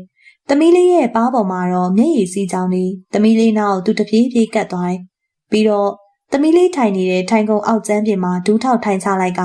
သူ့ရဲ့မျက်ဝန်းကကျလာတဲ့မျက်ရည်တွေနဲ့အတူသမီးလေးမမီကိုကြည့်ပါဦး။သမီးလေးကသူပြောတာကိုကြားတာလားဒါမှမဟုတ်မိခင်နဲ့တားသမီးတွေရဲ့မေတ္တာအဆက်အနွယ်ကြောင့်လားတော့မသိသူ့ကိုတွေ့တွေ့လေးကြည့်နေရဲ့။သမီးမမီကိုမြင်လားမမီသမီးရှိမှလေသူအားရဝမ်းသာပြောတော့သမီးလေးရဲ့နှုတ်ဖြာလေတံတိုးတိုးနဲ့မမီဟေးဟုတ်တယ်သမီးမမီပါသမီးရှိမှလေသူဝမ်းသာအားရစွာနဲ့ပြောတော့သမီးလေးကထိုင်ကုန်ပေါ်ကနေချောဆင်းလိုက်ကမမီဒီနားမှာရှိနေရမလားသမီးမမီကိုမတွေ့ဘူးဟင်တကယ်တော့သမီးလေးကသူ့ကိုမမြင်ပါဘူးသူအယမ်းဝမ်းနေသွားတယ်သမီးလေးရဲ့အပြုတ်မှုနဲ့အတန်ကြောင့်ဦးမိုးစောကဓာတ်ပုံကြီးကိုကြည့်နေကြကနေအတိဝင်လာကသမီးလေးကိုကောက်ချီလိုက်တယ်။သမီးလာဘာဖြစ်တာလဲ။ပပမမီဒီနားမှာရှိနေတဲ့သမီးမမီရဲ့တန်ကိုကြားရတယ်။ဟင်ဦးမိုးစောအယမ်းအံ့ဩသွားတယ်။သမီးလေးရဲ့မျက်နှာကိုကြည့်ကသမီးမမီကိုသမီးတွေ့နိုင်တော့မှမဟုတ်ဘူးလေ။သမီးမမီကတေသွားပြီ။မဟုတ်ဘူး။ကျမရှင်တို့နားမှာရှိနေတဲ့ဦးမိုးစောသူအတန်ကုန်အော်ဟစ်လိုက်ပေမဲ့ဦးမိုးစောမကြားပါဘူး။သမီးလေးကိုဖြေသိမ့်နေရင်ဦးမိုးစောကမမစောမင်းဟာတကယ်မိခင်ကောင်တယောက်ဆိုရင်သမီးလေးအထိတ်တလန့်ဖြစ်အောင်မလုပ်ပါနဲ့။အဲ့လိုပြောလိုက်တော့မမစောရဲ့ရင်ထဲမှာစွန့်နစ်ကြေကွဲစွာနဲ့သမီးလေးကိုကြည့်ကသူစန္ဒယာတီးရအခန်းကိုထွက်လာခဲ့တော့တယ်။သမီးလေးရဲ့မျက်လုံးဝိုင်းဝိုင်းလေးဟာမျောလင့်တကြီးနဲ့မိခင်ကိုရှာဖွေလို့နေအောင်သူမခံစားနိုင်တော့ဘူး။တကယ်မေတ္တာစင်နဲ့တိဆောက်ခဲ့တဲ့အိမ်တော်ကြီးအပေါ်မตายရခဲ့တဲ့သူ့ရဲ့မိုက်ပစ်တွေရဲ့အဆုံးကတော့မျက်ရည်ပဲဖြစ်တော့တယ်။သူတယောက်တည်းတခါတရံစန္ဒယာတွေတီးတက်တဲ့အခန်းကတော့ကျယ်ဝန်းလာတယ်။အခန်းတစ်ခုလုံးမှာဘာပစ္စည်းမှမထောင်စန္ဒယာအနက်ကြီးတစ်လုံးသာချထားတယ်။သူရဲ့ဖခင်ဟာစန္ဒယာဆရာတယောက်မို့လို့သူကလည်းစန္ဒယာကိုကောင်းစွာတီးတက်တယ်။စန္ဒယာခလုတ်တွေနဲ့သူငယ်စဉ်ကလေးကရင်းနှီးခဲ့တာ။စန္ဒယာပညာရက်ကိုလည်းအမျက်တနိုးရှိခဲ့တယ်။သူစန္ဒယာရှိရထိုင်ကုန်မှာဝင်ထိုင်လိုက်တယ်။ပြီးတော့ခလုတ်ဖြူဖြူလေးပေါ်ကိုသူလက်ကိုစမ်းပြီးတော့တီးလိုက်တယ်။ဘလို့မှလှုပ်ရှားမသွားတဲ့ခလုတ်ဖြူဖြူလေးတွေငါဘာလုပ်ရမလဲသူဇွဲတော့မလျှော့ဘူးထက်ကြိုးစားကြည့်ရဲ့မရပြန်ဘူးအတန်ကဘလို့မှမထွက်ဘူးအကြိမ်ကြိမ်ကြိုးစားတယ်ဘလို့မှမထွက်တဲ့အဆုံးစန္ဒယာခလုတ်ပေါ်မျက်နှာကိုမှောက်ချကအာပါတရာရှိုက်ငိုလိုက်တော့တယ်ဘယ်ချိန်ထိငိုမိမှမသိပါဘူးကောင်းမော်ပြီးတော့အပြင်ဘက်ကိုဘရင်းပေါက်ကနေတဆင်ကြည့်လိုက်တော့ညမှောင်လို့နေပြီမမီဟင်သူလဲကြည့်လိုက်တော့အခန်းဝမှာသမီးလေးတန်တာမမီဒီခန်းထဲမှာလာရင်သမီးလေးရဲ့အမေကိုသူဖြေလဲကြားမှာမဟုတ်ပါဘူးသူတခုခုလုပ်ပြမှဖြစ်မယ်အဲဒါကြောင့်စိတ်အာယုံကိုနှစ်ပြီးစန္ဒယာခလုတ်ပေါ်ကိုလက်ကိုစောင့်ချလိုက်တယ်ဒေါင်းကနေစန္ဒယာတန်ကကျေလောင်စွာထွက်ပေါ်လို့လာပါတယ်ကျွန်တော်တကယ်ပြောတာပါအကိုမမကျွန်တော်စီကိုတကယ်ရောက်ခဲ့တာပါသူ့ကိုတယောက်ယောက်ကညဘက်ဖိတ်စာလာပေးပြီးတော့နောက်တနေ့မှသူပျောက်သွားတယ်ကျွန်တော်အိယာကနိုးတော့ဆေးရုံပြန်ရောက်နေတယ်ကျွန်တော်သိရတဲ့လောက်ကမိုင်20ကိုလာတဲ့ကျွန်တော်ရဲ့ကားနဲ့မိုင်20ကနေပြန်လာတဲ့မမရဲ့ကားတိုက်တိုက်ဆိုင်ဆိုင်လမ်းမှာတိုက်မိကြတာပါမွန်းတရမမစော်ရဲ့နာရီရက်လေပြီးရဲ့နောက်တရက်မှာမမစော်တို့အိမ်ကိုရောက်လာတော့ဦးမိုးစော်နဲ့တွေ့ပြီးတော့ရှင်းပြတယ်မဖြစ်နိုင်ဘူးလို့အကိုမပြောချင်ဘူးဘာလို့လဲဆိုတော့မမစော်ရဲ့အငွေအသက်တွေဒီအိမ်ထဲမှာရှိနေတော့မယ်ငါညီဗျာမမဒီအိမ်မှာရှိနေရဲ့ပေါ့အကိုမဖြေချင်ဘူးအကိုသမီးလေးကသူ့ကိုအမေးဆိုတဲ့အတီနဲ့အရန်တွေ့ချင်နေရှာတယ်တည်သွားပြီဆိုတဲ့အတိတ်ပဲကို तू မသိဘူးမမစောကလည်းသူ့ရဲ့သမီးကို तू ဒီမှာရှိနေတယ်ဆိုတာကိုစူးစမ်းပြီးတော့သူ့နီးသူ့ဟန်နဲ့ပြကျင်တဲ့ပုံရတယ်တကယ်တမ်းပြောရရင်အဲ့ဒါတွေကမကောင်းတယောက်နဲ့တယောက်ဘဝတွေခြားသွားကြပြီပဲအကိုအခုနေပြန်သွားရင်သမီးလေးပိုခံစားရမှာဆိုလို့မပြန်သေးတာပါပြီးတော့မမစောကိုဘဝတစ်တစ်ခုကိုစိတ်ဖြောင်းဖြောင်းနဲ့ရောက်သွားစေခြင်းနဲ့ဦးမိုးစောကမွန်းတဲကိုစိတ်ရှည်လက်ရှည်နဲ့ရှင်းပြတယ်မွန်းတဲကခေါင်းကိုအောက်ကိုငုံပြီးတော့နားထောင်နေရင်မှအကိုမမအတွက်ဘာလုပ်ပေးမယ်လို့စိတ်ကူးထားလဲမမစောတမလွန်အပြီးသွားဖို့သူနှုတ်ဆက်ခြင်းနဲ့သူကိုနှုတ်ဆက်ပြီးသွားမယ်လို့တော့အကိုထင်တယ်ဘယ်လိုလဲအကိုပြောတာကိုကျွန်တော်နားမလည်ဘူးမွန်းတရပြောတော့ဦးမိုးစောကအိမ်ပြင်ဘက်ကိုရီဝေစွာကြည့်ကလူတွေဟာသူတို့စက်သိမ်းရင်အမားအမှန်ကိုသိရင်ရှင်တွေကခန်းစားချက်အစစ်မှန်ကိုပြတတ်ကြတယ်အဲ့ဒီအခါမှာတစ်ဖက်ဖက်သူ့ရဲ့ခန်းစားချက်ကိုနားလည်ပေးလိုက်ရင်သူစိတ်ဖြောင်းသွားတတ်တယ်သူတို့သွားလို့ရအောင်စိတ်ဖြောင်းရင်သွားလို့ရပြီပေါ့ အခုပြောသလိုဆိုရင်မမသူ့ရင်ထဲကခန်းစားချက်ကိုမပြောခဲ့ရလို့ဒါမှမဟုတ်မပြခဲ့ရသေးလို့မကျွတ်မလွတ်ဖြစ်နေရပေါ့ဟုတ်တယ်အကူကမမစောကအကူရဲ့ဇနီးသားဖြစ်ခဲ့တာသူ့စီကအကူဘာမှမရခဲ့ဘူးအကူကြောင့်တော့ဖြစ်မယ်မထင်ဘူးသူတကယ်နှုတ်ဆက်ချင်တာအကူထင်တော့သမီးလေးနဲ့ငါညီပဲဖြစ်မှာပါမွန်းတဲ့ဘာမှမပြောဘူးခေါင်းငိုက်ဆိုင်ချထားတယ်ဦးမိုးစောကဆက်ပြီးတော့လာမယ့်စန်းတင်းညမှာမမစောရဲ့ဝိညာဉ်နဲ့တွေ့ဖို့အကူစီစဉ်ထားတယ်ဘလို့အကူမိတ်ဆွေမနောပညာရှင်တယောက်ပါသူကဝိညာဉ်တွေနဲ့ဆက်သွယ်နိုင်တယ်မနောပညာရဲ့နဲ့ပတ်သက်ပြီးတော့ပညာတော်တော်ပြည့်တဲ့သူတယောက်ပဲမမစောကျွတ်ဖို့အတွက်သူကူညီနိုင်မှာပါသူကဘလို့လုပ်မှာလဲအကူစန်းတင်းညပွဲမှာငါညီတွေ့မှာပါငါညီတေချာလာရမှာနော်ဘာလို့လဲဆိုတော့မမစောကငါညီကိုတော်တော်ချစ်တယ်လို့အကူသိထားလို့ပဲဦးမိုးစောရဲ့စကားကြောင့်မွန်းတဲ့မျက်နှာပူကနေဖြစ်သွားတယ်မမစောရဲ့ခင်ပွန်းဟောင်းမမစောဖြစ်လာဖို့အတွက်အရာရာကူညီခဲ့တဲ့သူပြီးတော့မမစောအပေါ်မှာအလွန်ချစ်ရှာတဲ့လူတစ်ယောက်ဆိုတာမွန်းတဲ့သိနေလို့ပဲဖြစ်တယ်။နီညိုရောင်ဝိယုံအရှိကြီးကိုဝစ်ဆင်ထားတဲ့အသက်30ခန့်ယောက်ျားတစ်ယောက်ရှည်လျားလာတဲ့သပင်ရှည်ရဲ့အောက်မှာ4000ကျကျမျက်နှာမျက်ခုံးထူထူအောက်မှာတောက်ပတဲ့မျက်လုံးနှလုံးစင်းနေတဲ့နှာရံပါးလွှာတဲ့နှုတ်ခမ်းခရီးရရှိတဲ့နှက်ခမ်းမွေးမုံစိတ်မွေးတရားယောက်ျားပြည်သားစွာချောမောလှပလွန်းနေဒါပေမဲ့သူလုပ်တဲ့အလုပ်ကမနှောနဲ့ဝိညာဉ်တွေကိုဆက်သွယ်ပေးတဲ့အလုပ်အဲ့ဒီပညာရပ်နဲ့သူကူညီပေးခဲ့တဲ့သူတွေမနှဲတော့ဘူးနိုင်ငံတကာမနောပညာရှင်အသင်းရပေးတဲ့ပွဲတူးတွေကိုတောင်သူရခဲ့ပြီးအခုသူကူညီပေးမဲ့ဝိညာဉ်ကမမစောဆိုတဲ့နိုင်ငံကျော်ရုပ်ရှင်မင်းသမီးတယောက်ရဲ့ဝိညာဉ်သူလက်ကနာရီကိုကြည့်လိုက်တယ်အချိန်ကည10:00နာရီထိုးဖို့အတွက်9မိနစ်အလိုကိုမိုးစောစလိုက်ရအောင်ဟုတ်ကဲ့ကိုမြတ်ထွန်းမန်ဦးမိုးစောကခေါင်းငိမ်ရင်းနဲ့ပြောကမနောပညာရှင်စီကိုရှောက်သွားတယ်ပြီးတော့နောက်ကနေလိုက်လာတယ်အခန်းတစ်ခုရှိကိုရောက်တော့မနောပညာရှင်ကဥဆောင်ဝင်သွားတာမိချောင်းအလင်းရောင်ကြောင့်အခန်းတစ်ခုလုံးကလင်းထိန်လို့နေတယ်အခန်းလေတက်တက်မှရှိရဲ့စန္ဒယာနာကိုရောက်တော့သူရက်လိုက်ကအခန်းထဲဝင်လာတဲ့သူတွေဘက်ကိုလှည့်ကအားလုံးကျမ်းပြင်မှာထိုင်ကြပါလွတ်လွတ်လပ်လပ်ထိုင်လို့ရတယ်တခုရှိတာကတော့ကြောက်တက်ရင်ပဲဖြစ်ဖြစ်နောက်ပြောင်လို့ရင်ပဲဖြစ်ဖြစ်အခုချိန်မှာအခန်းထဲကထွက်သွားလို့ရပါတယ်ကျုပ်အလုတ်ဆိုင်ရင်ထွက်ခွင့်ပြုမှာမဟုတ်ဘူးဘလို့အเจ้าနဲ့မှအသက်ရှူတန်းလွဲလို့ဘာတန်းမှထွက်ခွင့်မရှိဘူးဝင်းကြီးရောက်လာတဲ့အခါစကားပြောတာနှုတ်ဆက်တာဓာတ်ပုံရိုက်တာမလုပ်ရအောင်စီးပေါက်ခဲ့ရင်ကိုယ့်အပြစ်ကိုခံရမယ်အတီးငိမ်ဆုံးလေတန်းကိုနေဟန်ထားအပြည့်နဲ့ပြောတဲ့မြတ်ထွတ်မှန်ရဲ့စကားကြောင့်ကိုယုံကြည်မှုနေတဲ့လူ3ယောက်လောက်ကအခန်းပြင်ကိုထွက်သွားတယ်အခန်းထဲမှာရှိတဲ့ပါကီကျန်းပြင်မှာမမစော်နဲ့ပတ်သက်တဲ့လူ10ယောက်လောက်သာကျန်တော့တယ်သူတို့ဟာအခန်းထောက်တနေရာမှာတန်းစီပြီးတော့နှစ်တန်းကထိုင်နေတာအခန်းရဲ့တကားပရင်းပေါက်အားလုံးကဖွင့်လျက်ပါမြတ်ထွတ်မှန်မှာပါလာတာကအဖော်တယောက်ပဲသူကမီးထိုးသမားလျှက်စစ်စလိုက်မီကိုသူဇရာရဲ့အလိုကြအချိန်အစမှန်မှန်တိတိကျကျမီးထိုးနိုင်တယ်အခုချိန်ကစားပြီးအားလုံးငြိမ်နေပါကျုပ်ဝင်းကြီးကိုခေါ်တော့မယ်မြတ်ထွတ်မှန်ရဲ့စကားအဆုံးမှာအခန်းတစ်ခုလုံးမီးမိတ်သွားတာကြောင့်မဲမောင်သွားတယ်မြတ်ထွတ်မှန်ကမတ်တက်ရက်ပြီးတော့ပါဇက်ကနေတစုံတစ်ခုကိုရွတ်ဆိုနေတယ်အတန်တော့မထွက်ပါဘူးခဏကြာမှမီးလင်းရောင်ကမြတ်ထွတ်မှန်ရဲ့ကိုယ်ပေါ်မှာသာကျလာတယ်10မိနစ်ဝန်းကျင်လောက်မှာမြတ်ထွတ်မှန်ရဲ့အသားတွေအနှဲငယ်တုံလာသလိုဘရင်းပေါက်ကအဖြူရောင်ပဝါစတစ်ခုလွင့်လာသလိုဖြူလွှတ်လွှတ်အယောင်တစ်ခုအခန်းထဲရောက်လာတယ်မြတ်ထွတ်မှန်ကမင်းဘသူလဲအေးဆက်ဆက်လေးတန်နဲ့မေးရှတတနဲ့အတန်တကူအားပြန်ပြေမမစောဟုတ်ပြီမမစောဟိုစန်းနေရကမင်းတီးခဲ့တဲ့စန်းနေရပဲမင်းကကိုတီးပြစမ်းမြတ်ထုတ်မှန်ကအမိတ်ဆက်ဆန်ပြောလိုက်တော့ဖြူလွှတ်လွှတ်အယောင်တန်းဟာတပြေးပြေးနဲ့အဖြူရိတ်တစ်ခုလိုမျိုးပြီးပြင်းလာတယ်တေချာကြည့်လိုက်တော့မမစောရဲ့အရိတ်အဲ့ဒီရိတ်ကစန်းနေရစီကိုသွားပြီးတော့ထိုင်ကုန်ရဲ့ပေါ်မှာထိုင်ကစန်းနေရကိုတီးတော့တယ်စန်းနေရတန်ငိမ့်ငိမ့်လေးထွက်လာတယ်အတန်ကလွမ်းဆွေးပွဲကောင်းလို့နဲ့တန်စင်တွေကိုကြားနေရတဲ့သူတွေရဲ့မျက်လုံးထဲမျက်ရည်တွေစုတက်လာတယ်တန်စင်ကတပြေးပြေးကျလာကခဏကြာမှပဲရက်တန့်သွားတော့တယ်မြတ်ထုတ်မှန်ကမမစောမင်းကငါမေးမယ်ငါမေးတာကိုမင်းဖြေရမယ်မေးပါမမစော်ရဲ့ဖြူလွှတ်လွှတ်အရိတ်ကစန္ဒယာတီးရဲ့ထိုင်ကုန်ရှိရနေထလာကမြတ်ထုတ်မှန်ရဲ့မလန်းမကန်းသားမှာရက်နေရဲ့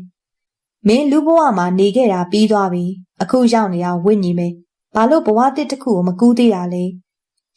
ကျမရဲ့ခံစားချက်ကြောင့်ပါငိုရှိုက်တန်ရောစွတ်ပြီးတော့ဖြေဟုတ်ပြီ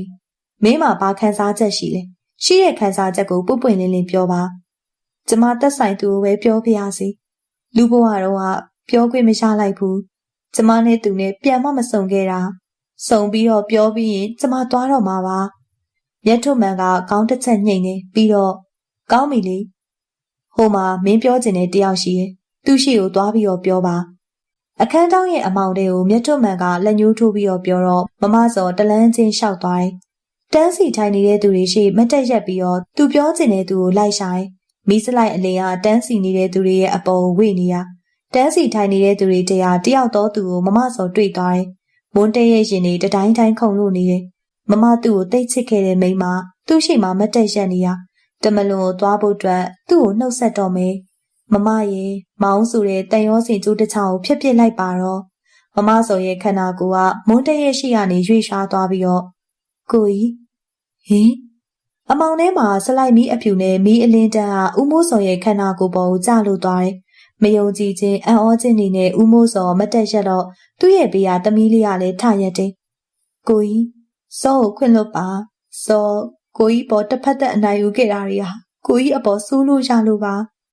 အရာရာတီးခံခွင့်လွတ်ခဲ့တဲ့ကိုကြီးရဲ့မြစ်တာအောက်ကနေထွက်သွားခဲ့လို့စောဒုက္ခရောက်ခဲ့ရတာပါစောရဲ့ကိုကြီးသမီးလေးကိုတေချာဆောက်ရှောက်ပါနော်စောမပေးနိုင်တော့တဲ့မြစ်တာတွေကိုလည်းစောကိုစားပေးပါတကယ်တော့စောချစ်ခဲ့တာကိုကြီးကိုပါကိုကြီးရဲ့နားလည်မှုတွေကလွဲပြီးစောတယောက်တည်းနေခဲ့ရတဲ့အခါစိတ်လေးကအမားတွေထက်ခါမှားခဲ့ပြန်တယ်ကိုကြီးဟင်စောနှုတ်ဆက်ခဲ့ပါတယ်မြတ်တော်မန်ရဲ့လက်တစ်ဖက်ကဝေ့ရမ်းလို့လိုက်စလိုက်မီအလင်းချောင်ကကိုမိုးစောကိုပေါ်မကြတော့ဘဲနဲ့ဟိုပြေးဒီပြေးနဲ့ဝေ့နေတယ်သမီးလေးတန်တသာရဲ့ရှေ့မှာမမစောဒူးထောက်ထိုင်လိုက်တယ်သမီးလေးမိခင်တယောက်လိုတာဝန်မကြီးခဲ့တဲ့မမီကိုခွင့်လွတ်ပါသမီးလေးရဲ့ရှိုက်တန်တက်တဲ့ထွက်လာတယ်မမစောမတက်ရက်ပြန်နေဒီတခါစလိုက်မီအလင်းဟာမမစောရဲ့ကိုပေါ်ကျလာတယ်ပြီးတော့စလိုက်မီအလင်းချောင်ရွှေရှားသွားတဲ့အတိုင်းမမစောရဲ့ပုံရိပ်ကလည်းပါသွားတယ်အလင်းရောင်ကအခန်းပြင်ပညမောင်တဲမှာမိုးကုတ်ဆက်ဝိုင်းစီကိုလွင့်ပါသွားတာမမီကျဲလောင်စွာခေါ်လိုက်တဲ့သမီးလေးရဲ့ပဲ့တင်တန်းနုနယ်တဲ့သမီးလေးရဲ့ပကုံးပေါ်လက်တစ်ဖက်ကျလာတဲ့ဦးမိုးစောရဲ့လက်တွေတုံရီလို့နေတယ်အခန်းတစ်ခုလုံးမီးရောင်ကလင်းထိန်သွားတယ်အားလုံးကိုစီအခန်းထဲကထွက်သွားပေမဲ့မမစောရဲ့အရေးကလွင်ပါးရှာကိုကြည့်နေတဲ့သူနှစ်ယောက်ကတော့ဦးမိုးစောနဲ့သမီးလေးတန်တာတာပဲဖြစ်ပါတော့တယ်ပရိသတ်များရှင်ဇလန်လေးကတော့ဒီမှာပဲပြီးဆုံးသွားပါပြီဒီနေ့ရဲ့ဇလန်လေးကိုအခုလိုချိန်ပေးပြီးတော့မှနားဆင်အားပေးခဲ့ကြတဲ့ပရိသတ်များအားလုံးကိုကျေးဇူးများကြီးတင်ပါတယ်နောက်ရက်တွေမှာလည်းပရိသတ်ကြီးတို့အတွက်စိတ်ဝင်စားဖွယ်ရာကောင်းတဲ့ဇလန်ကောင်းလေးများစွာကိုတင်ဆက်ပေးသွားမှာဖြစ်တဲ့အတွက်ပရိသတ်တို့အားလုံးကစောင့်မျှော်အားပေးပြီးတော့နားဆင်ပေးပါအောင်နော်အားလုံးကိုကျေးဇူးတင်ပါတယ်ရှင်